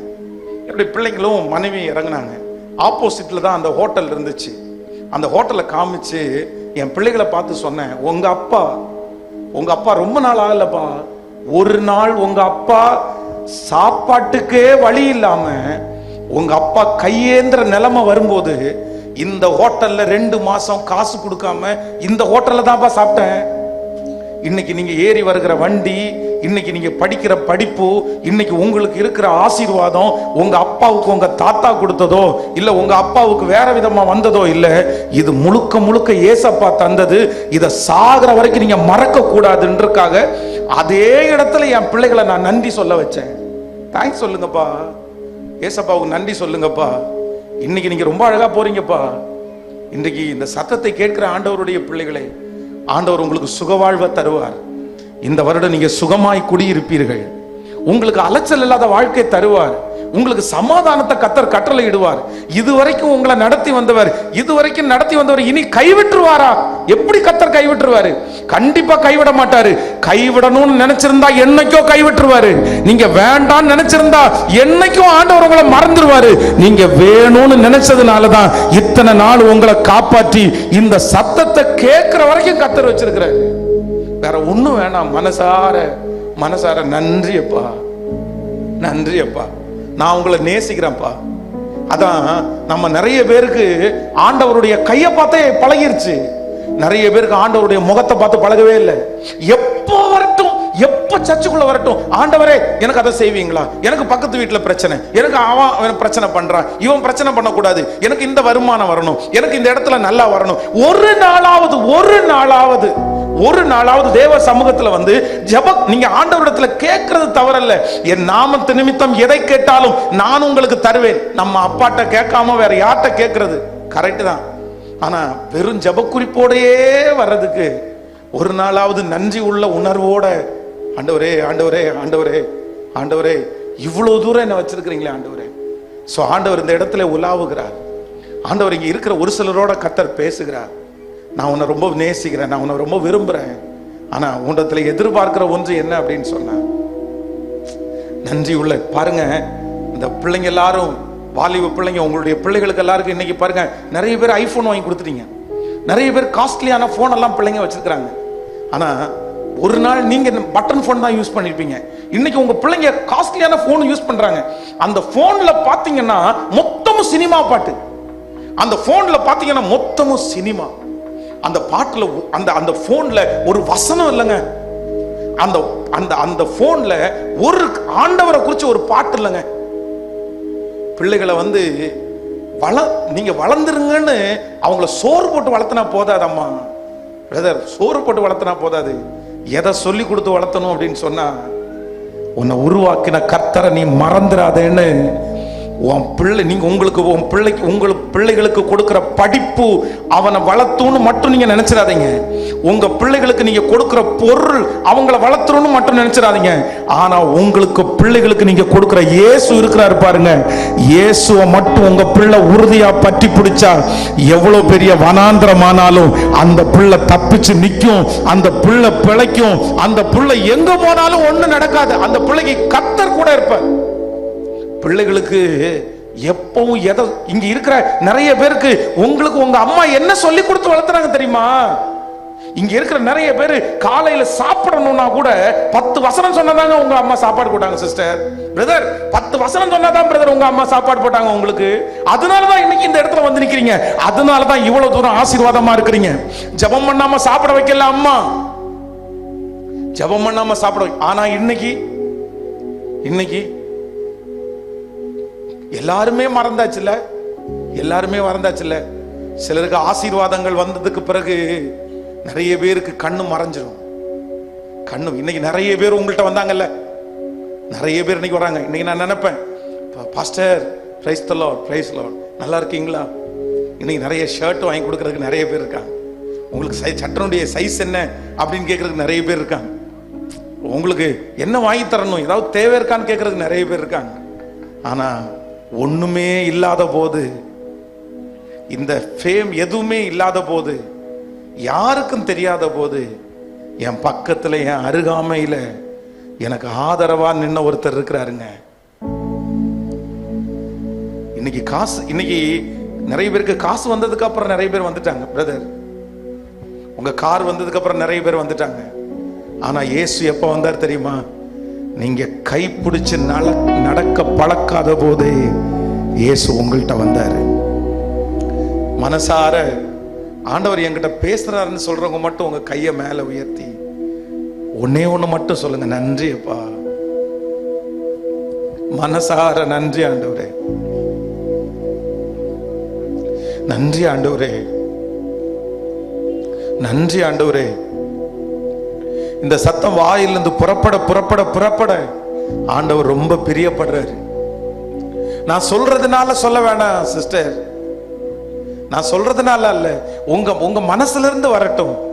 தேவரீர் இம்மட்டும் என்னை கொண்டு வந்ததற்கு நான் எம்மாத்திரம், என் குடும்பம் எம்மாத்திரம். நன்றி அப்பா, நன்றி நன்றி நன்றி ஆண்டவரே, நன்றி. நான் மண்ணான மனுஷ ஆண்டவரே, நான் மண்ணான மனுஷ ஆண்டவரே. சொல்லுங்க, கையை உயர்த்தி சொல்லுங்க, முழு பலத்தோட சொல்லுங்க, அப்பா உமக்கு நன்றி அப்பான்னு சொல்லுங்க. கேட்கட்டும், அந்த சத்தம் கேட்கட்டுமே, அந்த சத்தம் கேட்கட்டுமே. ஏசப்பா வேற ஒண்ணுமே கேட்கல, ஒண்ணுமே கேட்கல. இருதயத்தின் ஆழத்திலிருந்து அந்த நன்றி உள்ள இருதயத்தை தான் கர்த்தர் எதிர்பார்க்கிறாரு. ஏசப்பா உமக்கு நன்றி,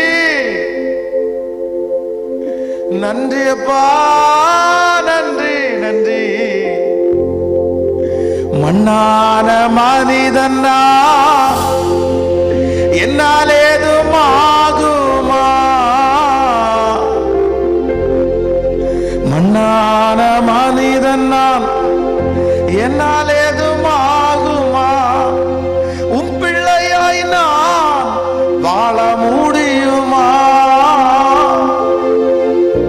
உன் பிள்ளையாய் நான் வாழ முடியுமா?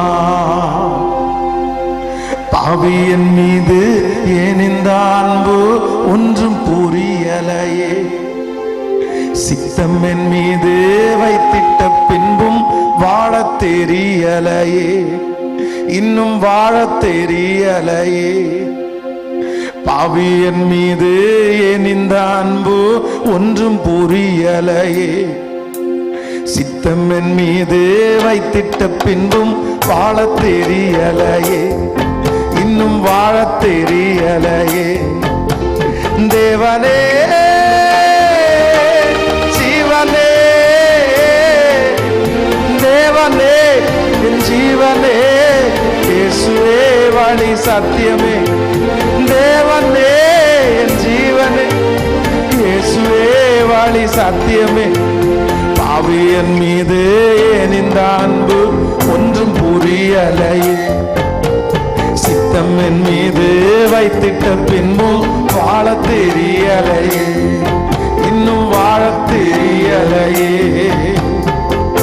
உன்னத தேவன் நீர், என்னை தேடலாகுமா? உன்னத தேவன் நீர், என்னை தேடலாகுமா? உம்மோடு நான் வாழ முடியுமா? உம்மோடு நான் வாழ முடியுமா? பாவியன் மீது ஏன் இந்த அன்பு ஒன்றும் புரியலையே. சித்தம் என் மீது வைத்திட்ட பின்பும் வாழ தெரியலையே, இன்னும் வாழ தெரிய. கைகளை மேல உயர்த்தி, தேவனே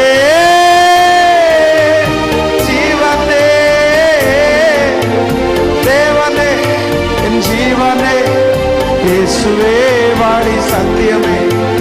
தேவனே ஜீவனே, இயேசுவே வழி சத்தியமே. பொய்யான வாழ்விது நிரந்தரமாகுமா?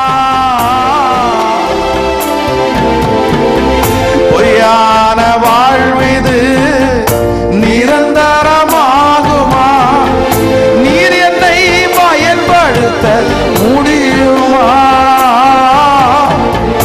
நீர் என்னை பயன்படுத்த முடியுமா?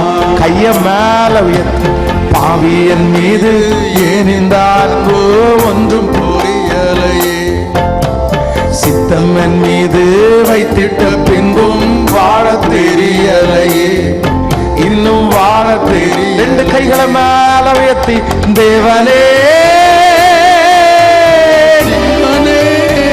சொல்லுங்க, தேவனே என் ஜீவனே, இயேசுவே வழி சத்தியமே, தேவனே. முழு பலத்தோட கைய மேல உயர்த்தி தேவனேன்னு தேவனேன்னு. நிறைய தகப்பனுடைய இருதயம் நன்றியினால நிறைகிறத கர்த்தர் விரும்புகிறார். நிறைய தாயாருடைய இருதயம் நன்றியினால நிறைகிறத கர்த்தர் விரும்புறார். இல்ல, கர்த்தர் சொல்றார், பெரிய பர்வதமா இருந்தாலும் பெரிய பிரச்சனையா இருந்தாலும் நீ நன்றி சொல்ல சொல்ல சொல்ல, நீ என்ன நன்றி சொல்ல, நீ ஆராதிக்க ஆராதிக்க அது மெழுகு போல உருகி போகிறத நான் பார்க்கிறேன். இதோ உங்களை கைவிடல அப்படின்னு நிரூபிக்கிற ஒரு தேவன் இந்த இடத்துல உலாவிக் கொண்டிருக்கிறார். நன்றியப்பா தேவனே என் ஜீவனே, இயேசுவே வழி சத்தியமே, தேவனே என் ஜீவனே, இயேசுவே வழி சத்தியமே. ஹல்லேலூயா. கைகளை உயர்த்தி ஒரு ஹல்லேலூயா சொல்லுங்க. முழு பலத்தோட ஒரு ஹல்லேலூயா சொல்லுங்க. நான் நம்புறேன், ஆண்டவருடைய பிள்ளைகளை கர்த்தர் எனக்காக யாவையும் செய்து முடிப்பார். கர்த்தர் எனக்காக யாவையும் செய்து முடிப்பார்.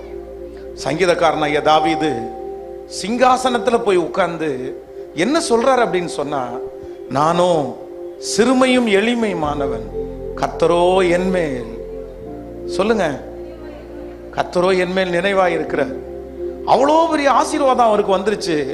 இப்ப வந்து நீ என்ன சொல்றாரு அப்படின்னு சொன்னா, ஆண்டவரே இம்மட்டும் நீர் என்னை கொண்டு வருவதற்கு நான் எம்மாத்திரம், என் குடும்பம் எம்மாத்திரம், நான் எங்கிருந்து வந்தேன், நான் எங்கிருந்து ஆரம்பிச்சேன், ஆண்டவர் எங்கிருந்து என்னை தூக்கி எடுத்தார் அப்படின்றத சங்கீதக்காரன் தன்னுடைய வாழ்க்கையில ஒரு நாள் கூட என்ன பண்ணலைன்னா மறக்கவே இல்லைங்க, மறக்கவே இல்லைங்க. உலகத்துல கிறிஸ்தவனே இல்லை, அவனுக்கு இயேசுன்னா யாருன்னே தெரியாது. ஆனா அதான் கடந்த சில மாதங்களுக்கு முன்பாக நான் வந்து ஒரு மீடியால வந்து ஒரு சின்ன பேட்டியை பார்த்தேன். அப்படின்னா ஒரு ஒரு ஒரு பெரிய ஒரு மனுஷனுடைய வீட்டை வந்து இந்த ஹோம் டூர் அப்படின்னுவாங்கல்ல, இப்போ அது ஒரு பெரிய பேஷன் மாதிரி, அப்படியே ஹோம் டூர், அவங்களுடைய வீட்டை வந்து அப்படி எல்லாருக்கும் காமிக்கிறது மாதிரி. அப்போ ஒரு பெரிய ஒரு நபருடைய வீட்டை வந்து ஒருத்தர் வீடியோ எடுத்தாங்க. அப்போ அந்த வீட்டை வந்து ஃபர்ஸ்ட் கேட்டை திறந்து அப்படியே உள்ளுக்குள்ள காலடி எடுத்து வைக்கும்போது பார்த்தீங்க அப்படின்னு சொன்னா, அந்த ஃப்ரண்ட் டோர் இருக்கு பாருங்க, ரொம்ப அழகா வுட்ல பண்ணியிருக்காங்க. அதுக்கு பக்கத்துல இந்த டூல்ஸ் இருக்கு பாருங்களேன், இந்த பைக்குக்கு இந்த காருக்கெல்லாம் ரிப்பேர் பண்ற அந்த டூல்ஸை வந்து ஒரு ஒரு ஒரு பாக்ஸுக்குள்ள, பழைய ஒரு பாக்ஸுக்குள்ள, அழுக்கான ஒரு பாக்ஸுக்குள்ள அந்த டூல்ஸ் பாக்ஸ் ஃப்ரண்ட்ல தொங்கிருச்சாங்க. அப்போ வந்து அந்த பேட்டி எடுக்க, அந்த வீடியோ எடிட் பண்ண, வீடியோ எடுக்க வந்திருக்கிற அந்த டீம் வந்து அவர்கிட்ட கேட்டாங்களாமா, சார் என்ன சார் இவ்வளோ அழகா இருக்கு இந்த வீடு, வெளியில எல்லாம் ரொம்ப அழகா இருக்குது, பட் வாசல்ல வந்து இவ்வளோ அழுக்கான ஒரு இந்த இந்த ஸ்பேனர் செட்டை மாட்டி வச்சிருக்கிறீங்களே அப்படின்னு சொல்லும்போது அவர் சொன்னாராமா, இது இது எடுக்க வேணாம் சார், இதை வேணா எடிட் பண்ணட்டுமான்னு கேட்கும்போது, ஏப்பா இந்த வீடியோனுடைய ஃபர்ஸ்ட் ஸ்டார்டிங் எதுவா இருக்கணும்னா இந்த ஸ்பேனர் பாக்கெட் தான்ப்பா இருக்கணும், இதுதான்ப்பா இருக்கணும்.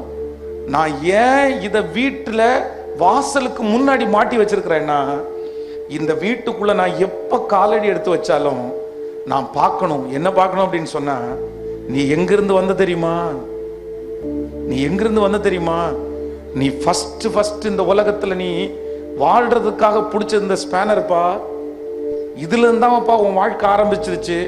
இந்த மாளிகை, இந்த பெரிய ஆசீர்வாதம், இதெல்லாம் இதுல இருந்தா ஆரம்பிச்சு.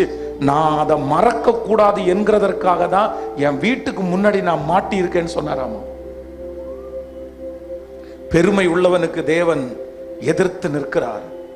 வாலிப தங்கச்சி, தம்பி, உன்னை ரொம்ப அன்பா கேட்கிறேன், உன் வாழ்க்கையில பெருமைன்னு ஒண்ணு வந்துச்சுன்னா, பாஸ்டர் இப்படி சொல்றாரேன்னு நினைக்காத, நீ அழிஞ்சிருவ. நீ அழிகிறது நிச்சயம். நீ வாழவே முடியாது, வாழவே முடியாது. எது வந்துடக்கூடாதுன்னா, எனக்கு எது மட்டும் வந்துடக்கூடாதுன்னா, எனக்கு பெருமைன்ற ஒன்று. சவுல ஆண்டவர் உதறியெல்லாம் தள்ளல. சவுல எங்க இருந்த ஆண்டவர் கண்டுபிடிச்சாருன்னா, கழுதைய தேட போனவனை தான் கர்த்தர் ராஜாவா அபிஷேகம் பண்ணாரு. அவங்க அப்பா பென்யமீன் கோத்திரத்துல அவனுடைய கோத்திரம் ரொம்ப சின்ன கோத்திரம். அவனுக்கு கழுதைய தொலைஞ்சு போய் அந்த தன்னுடைய பிள்ளை தேட அனுப்புறாரு. அவ்வளவு கிலோமீட்டர் கழுதை தொலைஞ்சு போனதுக்கு. அவ்வளவு ஒண்ணும் இல்லாத குடும்பத்திலிருந்து இப்ப நாட்டை ஆள்ற பொறுப்பை கொடுத்த உடனே என்ன பண்றான் அப்படின்னா, சாமுவேல் வரதுக்கு கொஞ்சம் லேட் ஆகுது அப்படின்னு உடனே, கொண்டு வாப்பா, நீ பலி செலுத்துறதுக்கு ஆடை கொண்டு வாப்பா. ஐயா, நீங்க இதை செய்ய முடியாதுயா. யார் சொன்ன? நான் ராஜாப்பா, நான் கிங்ப்பா, நான் என்ன வேணாலும் சொல்லலாம்ப்பா, நான் என்ன வேணாலும் செய்யலாம்ப்பா. என்ன யார் தட்டி கேட்க முடியாது. என்ன அபிஷேகம் பண்ணது அவனா இருக்கலாம், ஆனா நான் தான் அவனுக்கு ராஜா, நான் தான் அவனுக்கு ராஜா. என்னைக்கு தன்னுடைய மனசுல பெருமைன்னு ஒண்ணு வந்துச்சோ, அன்னையிலிருந்து சவுல் ராஜா கொஞ்சம் கொஞ்சமா கீழே இறங்கிட்டாரு, கீழே இறங்கிட்டாரு. வேணாம் பிரதர், வேணாம் சிஸ்டர், ஆண்டவர் என்ன எதிர்பார்க்கிறார் அப்படின்னு சொன்னா, யாருக்கெல்லாம் தாழ்மை இருக்கிறதோ அவர்கள் பட்சத்திலே நம்முடைய ஆண்டவராகிய இயேசு கிறிஸ்து அவர் தேவ குமாரனாய் இருந்தும் அவர் மனுஷ குமாரனாய் தன்னை தாழ்த்தினதுனாலதான் இன்னைக்கு நீங்களும் நான் இந்த இடத்துல உட்கார்ந்து இருக்கிறோம். ஆண்டவரிடத்துல இன்னைக்கு நில்லுங்க. கர்த்தர் யாரோ ஒருத்தர் பேசிட்டே இருக்கிறாரு, யாரோ ஒருத்தர் பேசிட்டே இருக்கிறாரு. உங்கள்கிட்ட ஆண்டவர் பேசுவாரானால் நிச்சயமாய் கர்த்தர் உங்களை உருவாக்கணும்னு கர்த்தர் நினைக்கிறாரு. போய் இன்னைக்கு நின்று, இன்னைக்கு நான் அப்படியே இந்த ஃபர்ஸ்ட் டே அப்படிதான் உங்களை ஜெபம் பண்றதுக்கு வழி நடத்த போறேன். நான் நம்புறேன். நீங்க பயப்படாதீங்க, நீங்க கலங்கவே வேண்டாம், கலங்கவே வேண்டாம். இன்னைக்கு உங்க கண்ணுக்கு முன்னாடி இருக்கிற பிரச்சனையை பார்த்து சோர்ந்தெல்லாம் போகாதீங்க. இல்ல நான் ஒண்ணும் இல்லாம போயிருவேனோன்னு நீங்க நினைக்க வேண்டாம். இது என்ன முடிச்சிருமோன்னு நீங்க நினைக்காதீங்க. கர்த்தர் சொல்றாரு, இல்ல இல்ல, உனக்கு இதுக்கு முன்னாடி இதை விட எத்தனையோ போராட்டம் வந்துச்சுல்ல, நான் உன்னை நடத்தினேன்ல, கண்டிப்பா நான் உன்னை நடத்துவேன், கண்டிப்பா நான் உன்னை ஆசீர்வதிப்பேன். இந்த மதுளை நீ தாண்டுவாய், இந்த செங்கடலை நீ தாண்டுவீங்க. இந்த ஜெபத்தில் இந்த சத்தத்தை கேட்கிற நீங்க உங்களுக்கு முன்பாக இருக்கிற இந்த பிரச்சனைகளை சுலபமாய் தாண்டுவீர்கள். நம்புறவங்க நல்ல கரங்களை மேல தட்டி, முழு பலத்தோட கரங்களை தட்டி, கர்த்தர் உங்களை கைவிடலன்றதை கர்த்தர் நிரூபிப்பார், ஆண்டவர் நிரூபிப்பார், ஆண்டவர் நிரூபிப்பார். சோ ஒன்னே ஒண்ணு மட்டும், யாரையும் பார்க்க வேண்டாம், யாரையும் பார்க்க வேண்டாம். அவங்க தப்பா நினைப்பாங்க, இவங்க தப்பா நினைப்பாங்க. யாரு தப்பா நினைச்சா எனக்கு என்னப்பா, யாரு தப்பா நினைச்சா எனக்கு எனக்குப்பா. நான் ஒண்ணு செய்வேன், என்ன சொல்லுவேன் அப்படின்னு சொன்னா, ஆண்டவரே என்னுடைய இருதயத்தின் ஆழத்திலிருந்து நான் என்ன பண்றேன் அப்படின்னு சொன்னா, நன்றிப்பா, நன்றிப்பா.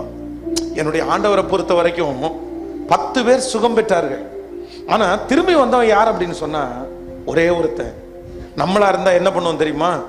ஏண்டா ஒரு நன்றி கூட இல்ல, அவன்கிட்ட கொடுத்ததை திரும்பி வாங்கடா அப்படின்னு சொல்லியிருப்போம். ஆனா ஆண்டவரை பொறுத்த வரைக்கும் கொடுத்ததை அவர் திரும்பி வாங்கல. ஆனா ஒண்ணு சொன்னாரு, எப்பா அற்புதம் பெற்றவங்க இத்தனை பேர் இருக்காங்கல்ல, இதுல நீ மட்டும்தான் திரும்பி வந்தியான்னு கேட்டா, ஆமா ஆண்டவரு, சரி சரி, நீ என்னுடைய பிரசன்னத்துக்குள்ள என்னோட கூட வா, என்னோட கூட வா. ஆண்டவருக்கு ரொம்ப பிடிக்கும். யாரை பிடிக்கும் அப்படின்னு சொன்னா, செய்த நன்மைகளை மறக்காதவங்களை ஆண்டவருக்கு ரொம்ப பிடிக்கும். ஆமென் சொல்லுங்க பார்க்கலாம். எத்தனை பேர் ஆமோதிக்கிறீர்கள்? கைகளை மேல உயர்த்தி நன்றி நன்றி நன்றி. எண்ணி எண்ணி நான் பாடுவே, ஒவ்வொன்றாய் சொல்லி பாடுவே, ஒவ்வொன்றாய் சொல்லி பாடுவே, ஒவ்வொன்றாய். இந்த கை வலிச்சா கூட பரவாயில்ல, கைய மேல உயர்த்தி ஏசப்பா பார்த்து நன்றி ஆண்டவரேன்னு சொல்லிட்டே இருங்க பார்க்கலாம். முழு பலத்தோட சொல்லிட்டே இருங்க பார்க்கலாம், முழு பலத்தோட சொல்லுங்க பார்க்கலாம், நன்றி ஆண்டவரே. இல்ல கேட்கல கேட்கல, சிலருக்கு அழுது கொண்டே சொல்லுகிற அளவிற்கு கர்த்தர் நன்மை செய்திருக்கிறார்ல. சிஸ்டர் உங்களுடைய இளம் வயதை நீங்க நினைச்சு பாருங்க சிஸ்டர். ஆண்டவரை விட்டு அவங்களுக்கு வேற யாருமே இல்லைன்னு நினைச்சீங்கல்ல. Thank you Jesus, thank you Jesus, thank you Jesus. உங்களுக்கு எதுவுமே புரியல, எதுவுமே புரியல, ஆனா ஆண்டவர் புரிய வச்சார்ல. சொல்லுங்க மனசார நன்றி ஆண்டவரே, நன்றி, நன்றி ஆண்டவரே, நன்றி. முழு பலத்தோடு நன்றி ஆண்டவரே, நன்றி, நன்றி ஆண்டவரே, நன்றி. சொல்ல சொல்ல அந்த மகிமை நிறைய பேர் இந்த சத்தத்தை எங்க கேட்டுட்டு இருந்தாலும் ஆண்டவரை பார்த்து நன்றிப்பா.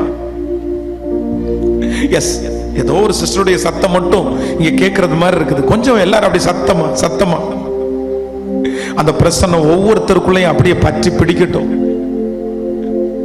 நன்றி ஆண்டவரே, நன்றி அப்பா, நன்றி அப்பா, நன்றி ஆண்டவரே, நன்றி, நன்றி ஆண்டவரே, நன்றி, நன்றி, நன்றி அப்பா, நன்றி, நன்றி,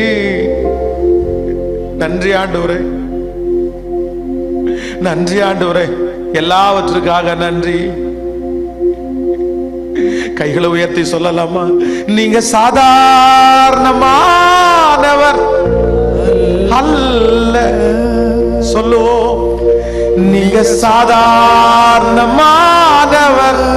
அல்ல, நீங்க சாதாரணமானவர் அல்ல, நீங்க சாதாரணமானவர் அல்ல. இந்த சத்தத்தை தொனிக்க பண்ண பண்ண கர்த்தருடைய மகிமை. நீங்க சாதாரணமானவர் அல்ல, இயேசுவே, இயேசுவே, சாதாரணமானவர் அல்ல, இயேசுவே, இயேசுவே, நீங்க சாதாரணமானவர் அல்ல, நீங்க சாதாரணமானவர் அல்ல. எங்கள் தகப்பனே யெகோவா, நீங்க சாதாரணமானவர் அல்ல. எங்கள் தகப்பனே யெகோவா, நீங்க சாதாரணமானவர் அல்ல. கையை உயர்த்தி, நீங்க சாதாரணமானவர் அல்ல, நீங்க சாதாரணமானவர் அல்ல. சத்தமா, நீங்க சாதாரணமானவர் அல்ல. இயேசுவே, இயேசுவே, இயேசுவே, நீங்க சாதாரணமானவர் அல்ல. நன்றி அப்பா, நன்றி.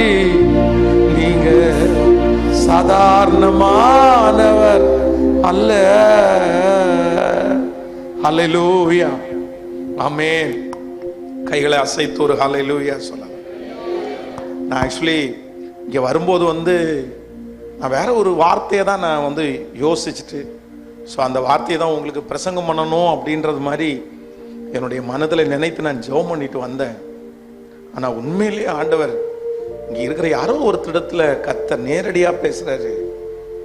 உங்ககிட்ட மகனே, நான் ஒன்றும் எதிர்பார்க்கல. என்ன எதிர்பார்க்கிறேன் அப்படின்னா, செய்த நன்மைகளுக்கு செய்த நன்மை, அது 1000 நாவு இருந்தால் கூட உங்களை துதிக்கிறதுக்கு என்ன பண்ணாதுன்னா போதாது, போதாது. அதான் நீங்க திங்க் பண்றதுக்கு ஒண்ணுமே இல்லை. ஒரு பெரிய பரிசுத்தவான் சொல்லும்போது ரொம்ப அழகா சொல்றாரு, ஸ்டாப் திங்கிங், ஸ்டார்ட் தேங்கிங்.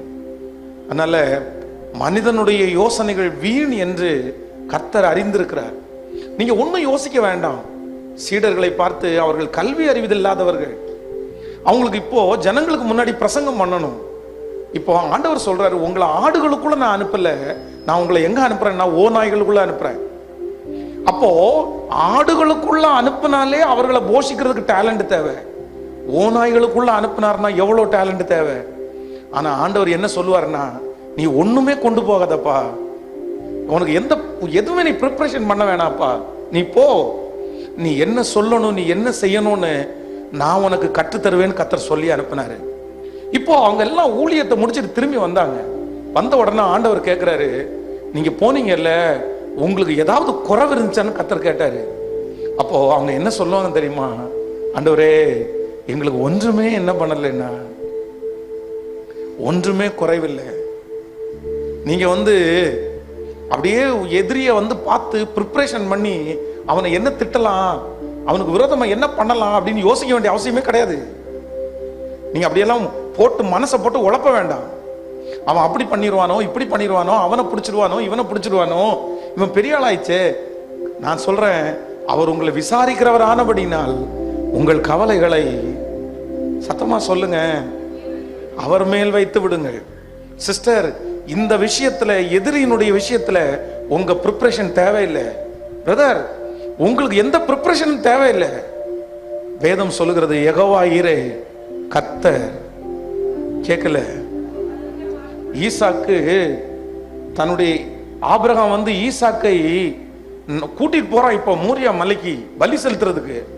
அவனும் ஒரு வாலிப பிள்ளை தான். இந்த வாலிப பையனை இப்போ அந்த அவங்க கட்ட மேல கடத்தி அவனை இப்போ பலி செலுத்தணும். நம்மளா இருந்தா என்ன பண்ணுவோம் தெரியுமா? அந்த பிள்ளைக்கு நிறைய மோட்டிவேஷன் கொடுப்போம், நிறைய ப்ரிப்பரேஷன் பண்ணுவோம். அதுக்கப்புறம் தான் அவனை கொண்டு போவோம், அவன்கிட்ட சொல்லி அவனை பக்குவப்படுத்தி கொண்டு போயிடுவோம். ஆனா ஆபிரகாம் ஒண்ணுமே சொல்லல, எந்த ப்ரிப்பரேஷனுமே அவன் பண்ணல. பாப்பா, ஆண்டவர், அந்த பிள்ளை கேக்குது, விறகு கட்டை இருக்குது, தீவட்டி இருக்குது, பலிக்கான ஆடு எங்கன்னு கேக்குது. அப்போ கூட அந்த தகப்பனார் என்ன சொல்லுவார் அப்படின்னு சொன்னா, யெகோவா ஈரே, கர்த்தர். கர்த்தர் பார்த்துக் கொள்வாருப்பா, கர்த்தர் பார்த்துக்கொள்வார். பிரதர், கர்த்தர் பார்த்துக் கொள்வார். பிரதர், சிஸ்டர், கர்த்தர் பார்த்துக் கொள்வார். அவங்களுடைய வக்கீல் பெரிய ஆளா இருக்கலாம், அவங்களுடைய நபர் பெரிய ஆளா இருக்கலாம். நீங்க ஒருவேளை சந்திக்க போற சவால், நீங்க உடனே அவங்க அவ்வளவு பெருசா வச்சுட்டாங்க, நான் இவ்வளவு பெருசா வைக்கிறேன்னு நினைக்காதீங்க. இல்ல, வேண்டாம் வேண்டாம் வேண்டாம் வேண்டாம். நான் என்ன நம்புறேன் அப்படின்னா, ஆண்டவர் சொல்றாரு, நீ எதையுமே யோசிக்காத, நீ எதையுமே திங்க் பண்ணாத. இந்த சத்தத்தை கேட்கிற நிறைய பேர் ராத்திரியில படுத்து கிடந்து யோசிச்சு தூங்காம ரொம்ப ஸ்ட்ரெஸ் ஆகி நான் என்ன பண்ணுவேன்ற குழப்பத்துல நிறைய பேர் இருக்கிறீங்களே. என் பிள்ளையினுடைய வாழ்க்கை அப்படி இருக்குமோ, என் மகளுடைய வாழ்க்கை அப்படி ஆயிருமோ, உங்களுடைய இருதயம் ஒருவேளை தத்தளிச்சுட்டே இருக்கலாம். ஒருவேளை உங்களுடைய வாழ்க்கையினுடைய முடிவுக்கு நீங்க வந்திருக்கலாம். பாஸ்டர், நான் எட்ஜ்ல நிக்கிறேன் பாஸ்டர், இதுக்கு மேல எனக்கு வாழ்க்கை இருக்கு, எனக்கு ஒரு கேள்விக்குறியா இருக்குது, நான் நிப்பேன், நான் விழுவேனா, எனக்கு ஒன்றும் இல்லாம போயிருமா, எனக்கு என்னமோ கலக்கமா இருக்குது, என்னுடைய நினைவுல யோசனை ஓடிட்டே இருக்குது, என்னால கண்ட்ரோல் பண்ணவே முடியல. இவங்க எல்லாம் எதிர்பார்த்துட்டு இருக்கிறாங்க, எப்ப விழுவேன்னு எதிர்பார்த்துட்டு இருக்கிறாங்க. அவங்க சொல்றது மாதிரி நான் ஆயிருவேனோ, என்னமோ யோசனை ஓடலாம். ஆனா ஆண்டவர் மட்டும் உங்க கரத்தை பிடிச்சு சொல்றாரு, இல்ல, ஒன்று முன்னை சேதப்படுத்த மாட்டாது, உன் கூட நான் இருக்கிறேன், உன்னை விட்டு விலகுவதும் இல்லை, உன்னை கைவிடுவதும் இல்லை, உன்னை நான் நடத்துவேன். இதுக்கு முன்னாடி நான் உன்னை வனாந்திரத்துல நடத்தினேன், உன்னை செங்கடல்ல நான் நடத்தினேன், இந்த எகிப்துல உன்னை நான் நடத்தினேன். இப்பொழுதும் உன் கரத்தை பிடித்திருக்கிற கர்த்தர் வாக்கு கொடுக்கிறார், இந்த வருஷமும் கர்த்தர் உங்களை அழகாய், ஆச்சரியமாய், மகிமையாய் நடத்துவேன். நம்புறவங்க மட்டும் கைகளை மேல தட்டி என்ன நடத்த போகிற கர்த்தருக்கு முழு பலத்தோட கரங்களை தட்டி ஹல்லேலூயா, ஹல்லேலூயா, ஹல்லேலூயா. உங்களுடைய இருதயம் கலங்கவே வேண்டாம், உங்க இருதயம் கலங்கவே வேண்டாம். ஆனா ஒண்ணு மட்டும் உங்க இருதயம் அப்படியே நிறைஞ்சு அப்படியே பொங்கி வழியட்டும். என்ன அப்படின்னு சொன்னா, தேவரீர் இதுவரையிலும் என்னை கொண்டு வந்ததற்கு நான் எம்மாத்திரம், என் குடும்பம் எம்மாத்திரம். அந்த சாப்பாட்டு மேல கையை வைக்கும் போது என்ன சொல்லி கையை வைக்கணும்னா, நன்றிப்பா, நன்றிப்பா. அந்த தண்ணியை எடுத்து டம்ளர்ல எடுத்து குடிக்கும் போது நன்றிப்பா, நன்றி. சிஸ்டர், பிரதர், உங்களை எவ்வளவு நல்லா வச்சிருக்கிறாங்கன்றத இந்த பட்டணத்துல, இந்த தேசத்துல இருக்கிற கவர்மெண்ட் ஹாஸ்பிட்டல்ல போய் பாருங்க சிஸ்டர், கவர்மெண்ட் ஹாஸ்பிட்டல்ல போய் பாருங்க பிரதர்.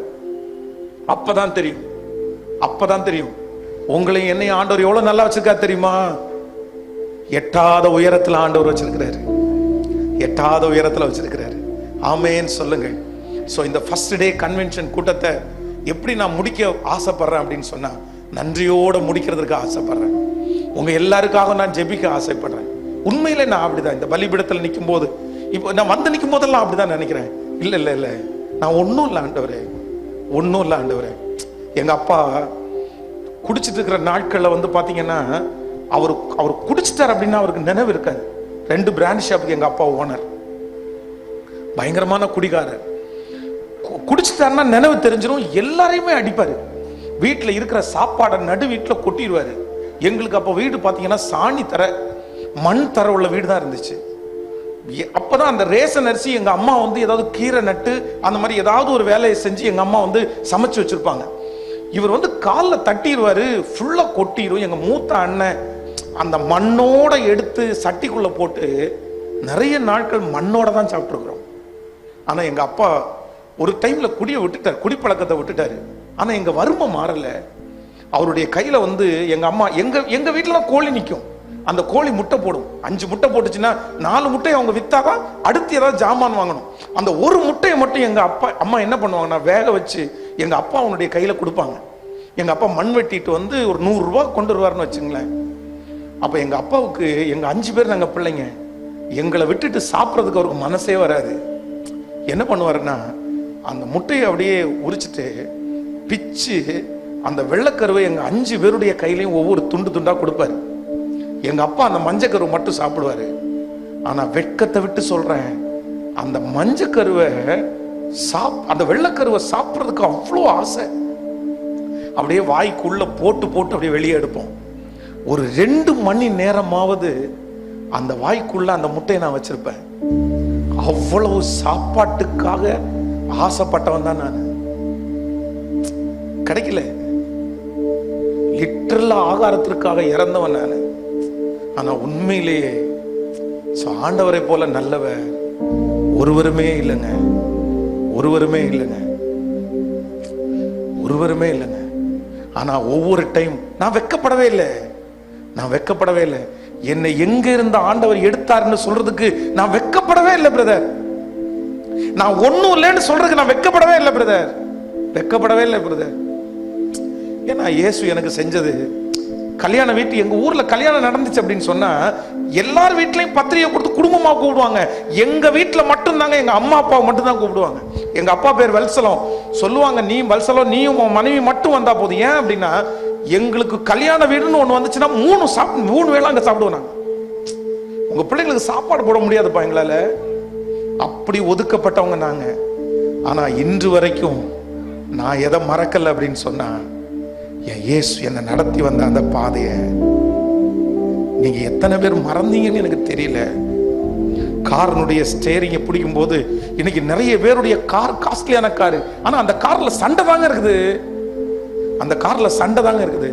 அந்த கார்ல ஏறினாலே வாக்குவாதம் தான் வருது. அந்த கார்ல ஏறி ஒரு நாள் கூட நிம்மதியா டிராவல் பண்ணவே இல்லை, அந்த ரூம்ல ஒரு நாள் கூட நிம்மதியா தூங்கவே இல்லை. காரணம் என்ன தெரியுமா? அந்த காருக்குள்ள ஆராதனையே இல்லையே. அந்த கார்ல தனியா போகும்போது எத்தனை நாள் பிரதரா அழுதுட்டே ஆராதிச்சுட்டு போனீங்க? எத்தனை பேர் அந்த காரை ஆண்டவருடைய பிரசன்னத்தினால எத்தனை பேர் நிரப்பி இருக்கிறீங்க? உங்க பெட்ரூம், எத்தனை பேருடைய பெட்ரூம் ஆண்டவருடைய பிரசன்னத்தினால நிரம்பி இருக்குது?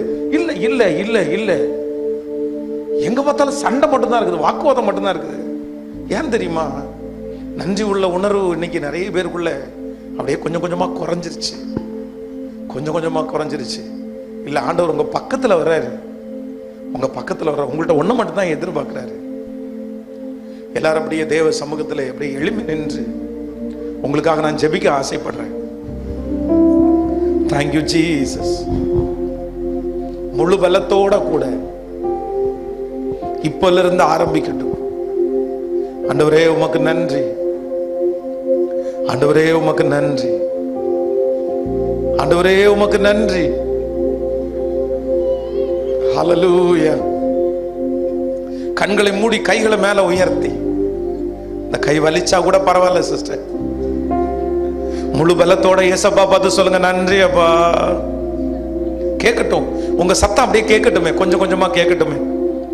நான் சொல்றேன், அந்த வார்த்தை வாயிலிருந்து புறப்படும் போது உங்க பிள்ளையினுடைய வாழ்க்கையை ஆண்டவர் கட்ட ஆரம்பிச்சிட்டாரு, உங்க குடும்பத்தை கத்தர் கட்ட ஆரம்பிச்சிட்டாரு, உங்க பலவீனத்தை ஆண்டவர் சரி செய்ய ஆரம்பிச்சிட்டாரு. சரி செய்ய ஆரம்பிச்சிட்டாரு. நான் உன்னை நேசிக்கிறேன், நான் உன்னை நேசிக்கிறேன். மகளே, யாருமே உனக்கு உதவி செய்யலையே மகளே. எல்லாரும் உன்னை கைவிட்டாங்கல்ல, எல்லாரும் உன்னை கைவிட்டாங்கல்ல. நான் முதல் விசை ராஜாவுக்கு முன்பாக உத்தரவு சொல்ல நிற்கையில் ஒருத்தரும் என் கூட இல்லை. ஆனா கர்த்தரோ எனக்கு ஆதரவா இருந்தார். கர்த்தரோ எனக்கு ஆதரவா இருந்தார். முழு பலத்தோட அப்பா பார்த்து நன்றி அப்பா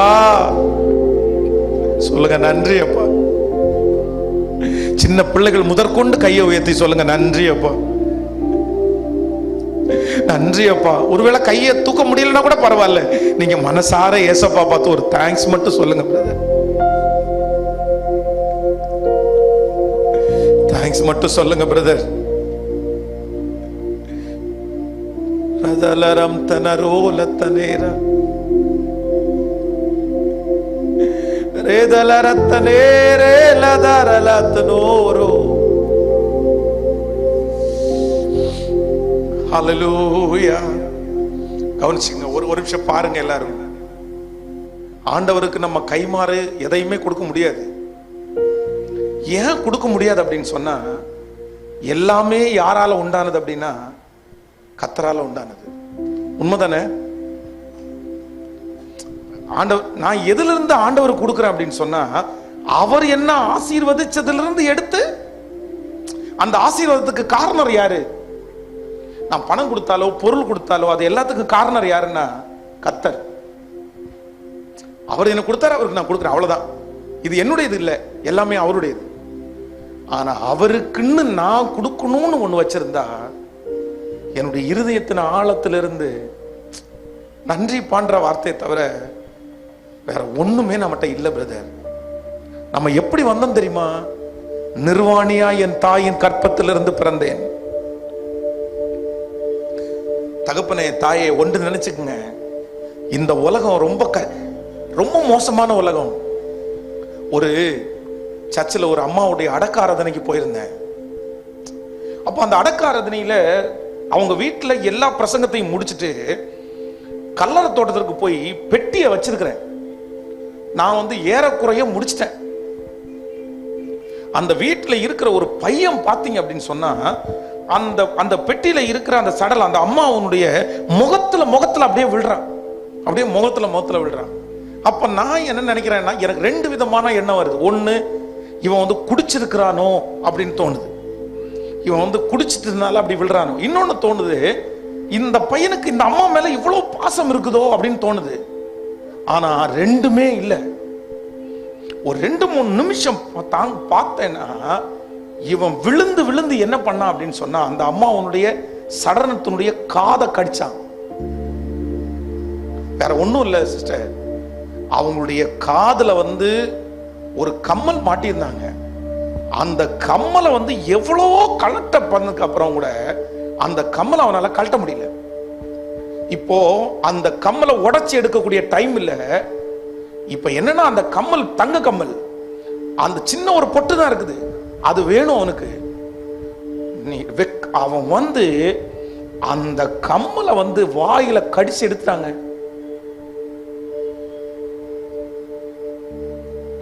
ஒண்ணுமே நம்ம கொண்டு போறது இல்ல, ஒண்ணுமே கொண்டு போறது இல்ல, எதுவும் நம்ம கூட வராது.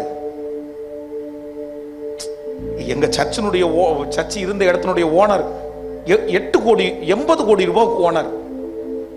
அவருடைய நெற்றியில ஓட்டப்பட்டிருந்தது 1 ரூபாய், 1 ரூபி காயின், 1 ரூபி காயின். அதுக்குள்ள நமக்கு நிறைய பேருக்கு பாத்தீங்க அப்படின்னு சொன்னா பெருமை, கெத்து, இது ஒண்ணுமே இல்லை. அதனால இன்னைக்கு நீங்க சமாதானத்தோட இந்த வருஷத்துல இருக்கணும். இதுக்கு முன்பாக இந்த திருச்சபை எப்படி இருந்துச்சு, நீங்க எப்படி இருந்தீங்க எனக்கு தெரியல. ஆனா நான் இந்த பட்டணத்துக்குள்ள, இந்த இடத்துக்குள்ள என்டர் ஆகும்போது எப்படி ஜெபம் பண்ணேன்னா, ஆண்டவரே, இல்ல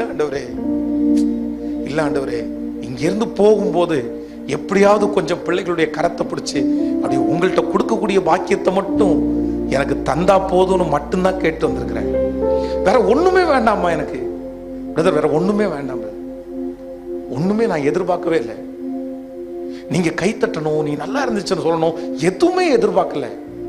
ஆனா ஒண்ணே ஒண்ணு, எப்படியாவது இந்த வருஷம் இந்த 2025 நீங்க மிஸ் பண்ணிடாதீங்க, நீங்க தவற விட்டுறாதீங்க. இந்த தேங்க்ஸை மட்டும் நீங்க ஆரம்பிங்க.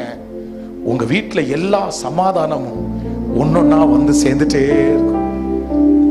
தாங்கிடும் பலன் தந்தி, தப்பி செல்ல வழி தந்தி, எல்லாமே நீங்க தான்ப்பா. கைகளை உயர்த்தி நீங்க தான். நான் மண்ணான மனுஷன் ஆண்டவரே, நீங்க பாட்டுக்கு அப்படியே நன்றி சொல்லிட்டே இருங்க. நான் உங்களுக்காக ஜெபம் பண்ணிட்டே இருக்கிறேன். ஆண்டவர் சொல்றாரு, இல்ல நான் உன்னை கைவிட மாட்டேன். என்னமோ தெரியல, இந்த வார்த்தையை மட்டும் திரும்ப திரும்ப ஆண்டவர் என்கிட்ட சொல்லிட்டே இருக்கிறாரு. இல்ல மகளே, இல்ல மகனே, நான் உன்னை கைவிட மாட்டேன். உன்னை கைவிடணும்னா என்னையோ கைவிட்டுருப்பேன். இன்னும் நீ என் கரத்துல தான் இருக்கிற. இப்பொழுது உனக்கு வந்திருக்கிற இழப்பு, இப்பொழுது உனக்கு வந்திருக்கிற சோதனை உன்னை நிர்மூலமாக்குறதற்காக அல்ல, உன்னை ஊன்ற கட்டுகிறதற்காக மட்டும்தான் நான் அதை அனுமதிச்சிருக்கிறேன். இதுல நீ நிர்மூலமாயிருவேன்னு நிறைய பேர் உன்னை பார்த்துட்டே இருக்கிறாங்க. இதுல நீ ஒண்ணும் இல்லாம போவேன்னு நிறைய பேர் பார்த்துட்டே இருக்கிறாங்க. ஆனா கர்த்தர் மட்டும் சொல்றாரு, இல்ல அப்படியெல்லாம் கிடையாது.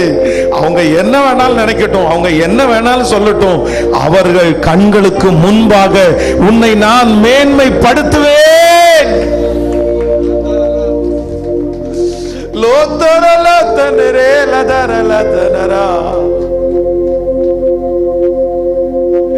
நன்றி அப்பா, நன்றி. மண்ணான மனிதன்னா என்னால் ஏதுமாகுமா? மண்ணான மனிதன்னா என்னால் ஏதுமாகுமா? உன் பிள்ளையாய் நான் வாழ முடியுமா? உன் பிள்ளையாய் நான் வாழ முடியுமா? பாவியின் மீது ஏன் இந்த அன்பு புரியலையே? சித்தம்மன் மீது வைத்திட்ட பின்பும் வாழ தெரியலையே, இன்னும் வாழ தெரியலையே. பாவியின் மீது ஏன் இந்த அன்பு ஒன்றும் புரியலையே? சித்தம்மன் மீது வைத்திட்ட பின்பும் வாழ தெரியலையே, இன்னும் வாழ தெரிய. கைகளை மேலவே தேவனே, ஜீவனே, தேவனே, என் ஜீவனே, இயேசுவே வழி சத்தியமே. தேவனே, என் ஜீவனே, இயேசுவே வழி சத்தியமே. தேவனே,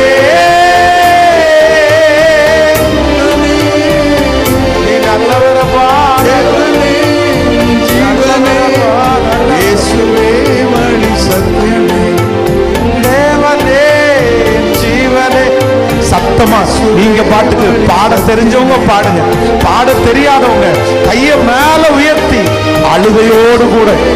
அதான் கர்த்தர் சொல்லுகிறார், கண்ணீரோடு விதைக்கிற நீ எந்திரத்தோடு அறுப்ப. எஸ் ஆண்டவரே, என்னுடைய கண்ணீரோடு என்னுடைய நன்றியை நான் காணிக்கை ஆக்குறப்பா, என் நன்றியை காணிக்கை ஆக்குறப்பா. உங்க கண்ணீரை கர்த்தர் வேல்யூபிளா மாற்ற போற. உங்க கண்ணீருக்கு கர்த்தர் பெரிய ஆசீர்வாதத்தை தர போற. நன்றியப்பா, நன்றி நன்றி.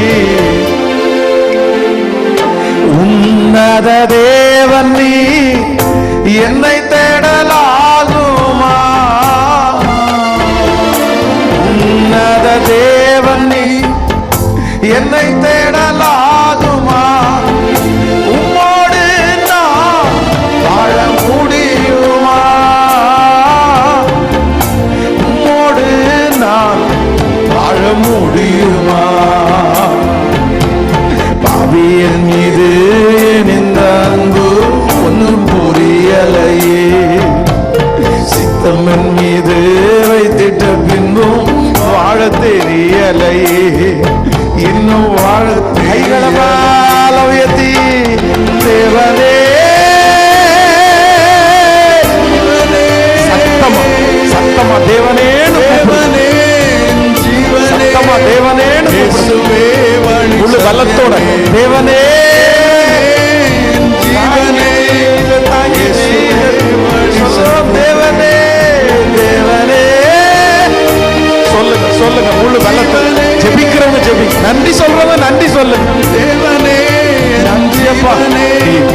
ஜனங்கள் ஒருபோதும் வெட்கப்பட்டு போவது இல்லை. கர்த்தர் உங்க கைகளை திடப்படுத்துவார். கர்த்தர் உங்களை திடப்படுத்துவார். இல்ல, நான் நிறுத்துவேன். அவன் முன்னாடி நான் உன்னை நிறுத்துவேன். அவன் முன்னாடி நான் உன்னை அலங்கரிப்பேன். எந்த தெருவில் நீ அழுதாயோ, எந்த தெருவில் நீ தலை குனிஞ்சியோ, எந்த சொந்தங்களுக்கு முன்னாடி வெட்கப்பட்டு நிக்கியோ, கர்த்தர் சொல்றாரு, அவங்க கண்ணுக்கு முன்னாடி இந்த வருஷம் முடிகிறதுக்குள்ள உன் தலையை நான் உயர்த்துவேன். நீ எந்த இடத்திலிருந்து தள்ளப்பட்டாயோ, நீ எந்த இடத்திலிருந்து எடுக்கப்பட்டாயோ, கர்த்தர் சொல்லுகிறார், இன்னும் 3 நாளைக்குள்ள, கர்த்தர் வாக்கு கொடுக்கிறார்ல, 3 நாளைக்குள்ள ராஜா உன் தலையை உயர்த்தி நீ எந்த இடத்திலே எடுக்கப்பட்டாயோ அந்த இடத்துல உன்னை நிறுத்துவார். கர்த்தராகிய ஆண்டவர் இந்த கடைசி நேரத்துல வாக்கு கொடுக்கிறாரு, இல்ல அந்த தெருவில் நான் மறுபடியும் உன்னை நடக்க வைப்பேன். எஸ், இன்னைக்கு அந்த தெருவில் தலை குனிஞ்சு நடக்கிறல்ல, இன்றைக்கு அந்த தெருவில் வெட்கத்தோட நடக்கிறீங்கல்ல, உங்க பிள்ளைய குறிச்சு அவமானத்தோட செய்தியோட நடக்கிறீங்கல்ல, கர்த்தர் சொல்றாரு, இல்ல மறுபடியும் நான் உன்னை நடக்க பண்ணுவேன், மறுபடியும் அந்த தெருவில் நடக்க பண்ணுவேன். அன்றைக்கு உன்னை சுற்றி இருக்கிற நிறைய பேர் பிரமிப்பார்கள், ஆச்சரியப்படுவார்கள்.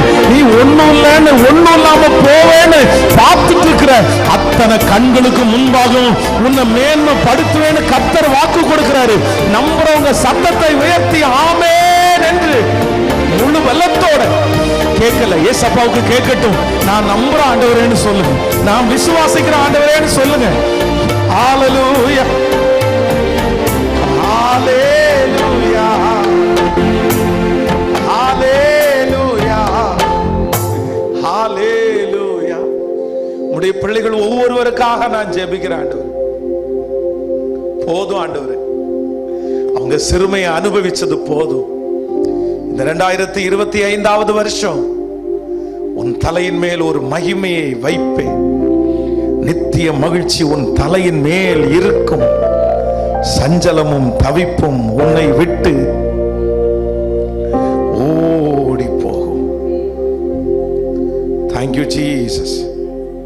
எல்லாரும் 126வது சங்கீதத்தை ஒரு 10 டைம் வாசிச்சு நம்ம முடிக்க போகிறோம். 126வது சங்கீதத்தை எல்லாரும் எடுத்துக்கொள்ளலாம். 126வது சங்கீதம், 126வது சங்கீதம். தம்பிங்க, பிள்ளைங்க எல்லாரையும் கூட சேர்ந்து வாசிங்க பார்க்கலாம். Amen. Thank you Jesus, thank you Jesus. பிள்ளைங்க எல்லாம் கொஞ்சம் முன்னாடி வாங்கல, ஃப்ரண்ட்ல வாங்க, அப்படி நடந்து வாங்க, செப்பல் போட்டே கூட வாங்க. வாங்க, ஓடி ஓடி ஓடி ஓடி வாங்க. உங்களுக்காக ஸ்பெஷலா ஒரு ஜெபம் பண்றேன். வாங்க, ஓடி வாங்க. தம்பிங்க, யூத் பிள்ளைங்க வாங்க, உங்களுக்காக கடைசியா இந்த வசனத்தை வாசிச்சு ஒரு ஜெபம் பண்ணிடுறேன். நீங்க தான் அடுத்த ஜெனரேஷன், அடுத்த ஆண்டவருக்காக நிற்க போறவங்க நீங்க தான். சரியா? உங்க அம்மா அப்பாவுக்கு ஆண்டவர் கொடுத்த ஆசீர்வாதத்தை நீங்க தான் அடுத்து சுமக்க போறீங்க. நீங்க பெரிய சாட்சியா நிக்கணும். நீங்க ஏசப்பாவோட ரொம்ப நெருக்கமா இருக்கணும். ஏசப்பாவுக்கு பெருசா நீங்க செய்யணும். ஓகே? உலகத்தில் இருக்கிற எந்த பாவமும் உங்களை தொற்றவே கூடாது. சரியா? எங்க போனாலும் உங்க மனசு ஏசப்பா ஏசப்பா ஏசப்பா அப்படின்னு சொல்லி எதை வேணாலும் உங்க அப்பாட்ட கேட்கறதுக்கு முன்னாடி, உங்க அம்மாட்ட கேட்கறதுக்கு முன்னாடி ஏசப்பாட்ட ஃபர்ஸ்ட் கேட்கணும். ஓகேவா? நீங்க நல்லா பாடணும், நீங்க நல்ல மியூசிக் வாசிக்கணும், நீங்க நல்லா ப்ரீச் பண்ணணும், நீங்க படிக்கிற இடத்துல பெஸ்டா இருக்கணும். அசுத்த ஃப்ரெண்ட்ஸோட நீங்க சேரக்கூடாது. கெட்ட ஃப்ரெண்ட்ஸ் உங்க பக்கத்துல வரவே கூடாது. உங்களை பார்த்து நிறைய பேர் இப்படி நீ ஆண்டவரோட இருக்கிறியே அப்படின்னு ஆச்சரியப்படணும். அந்த அளவுக்கு ஏசப்பா உங்களை வைக்கணும். சரியா? ஓகே, வாசிக்கலாமா? எல்லாரும் சேர்ந்து வாசிக்கலாம். ஆமென். சீயோனின் சிறையிருப்பை கர்த்தர் திருப்பும் போது சொப்பனம் காண்கிறவர்கள் போல் இருந்தோம். அப்பொழுது நம்முடைய வாய் நகைப்பினாலும் நம்முடைய நாவு ஆனந்த சத்தத்தினாலும் நிறைந்திருக்கிறது. அப்பொழுது கர்த்தர் இவர்களுக்கு பெரிய காரியங்களை செய்தார் என்று புறஜாதிக்குள்ளே சொல்லிக் கொண்டார்கள். கர்த்தர் நமக்கு பெரிய காரியங்களை செய்தார், இதன் நிமித்தம் நாம் மகிழ்ந்திருப்போம். கர்த்தாவே, தெற்கத்தி வெள்ளங்களை திருப்புவது போல எங்கள் சிறையிருப்பை திருப்போம். கண்ணீரோடு விதைக்கிறவன் கம்பீரத்தோடே அறுப்பான். அள்ளி தூவும் விதையை சுமக்கிறவன் அழுது கொண்டு போகிறான்.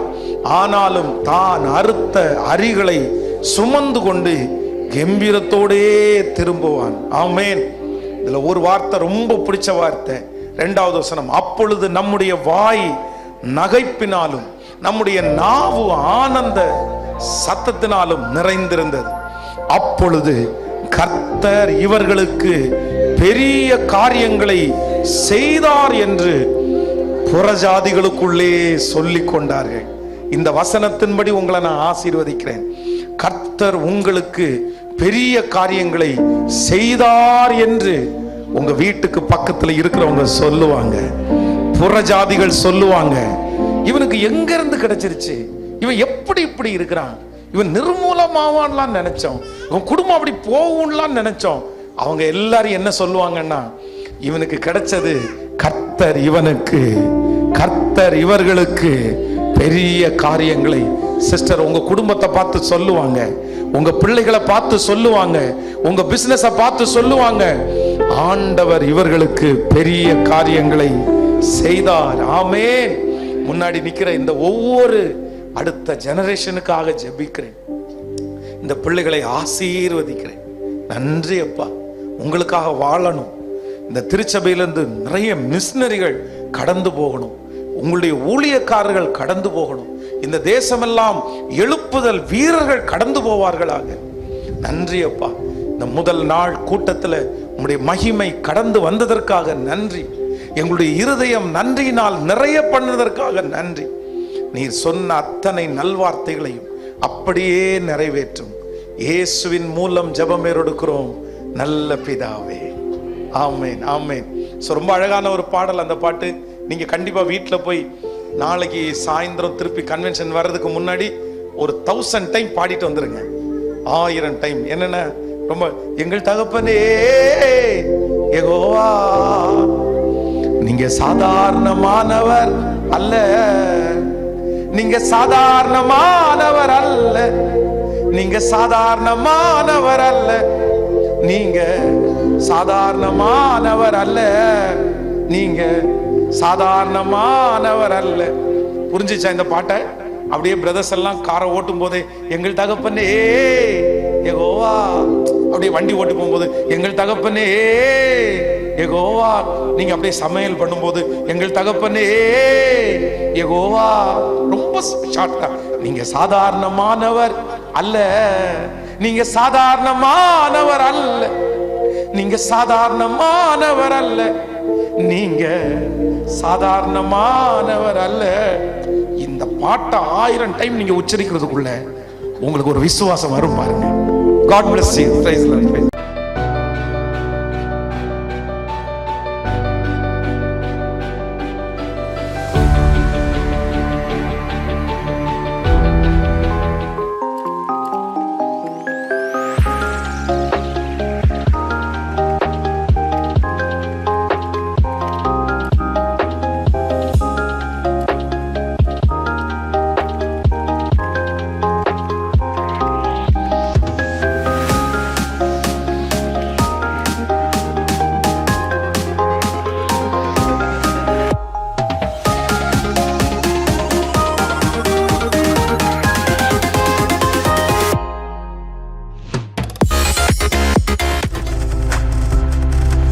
நீங்கள் பார்த்து கொண்டிருப்பது உங்கள் ஜாய் டிவி. உங்கள் துக்கம் சந்தோஷமாய் மாறும்.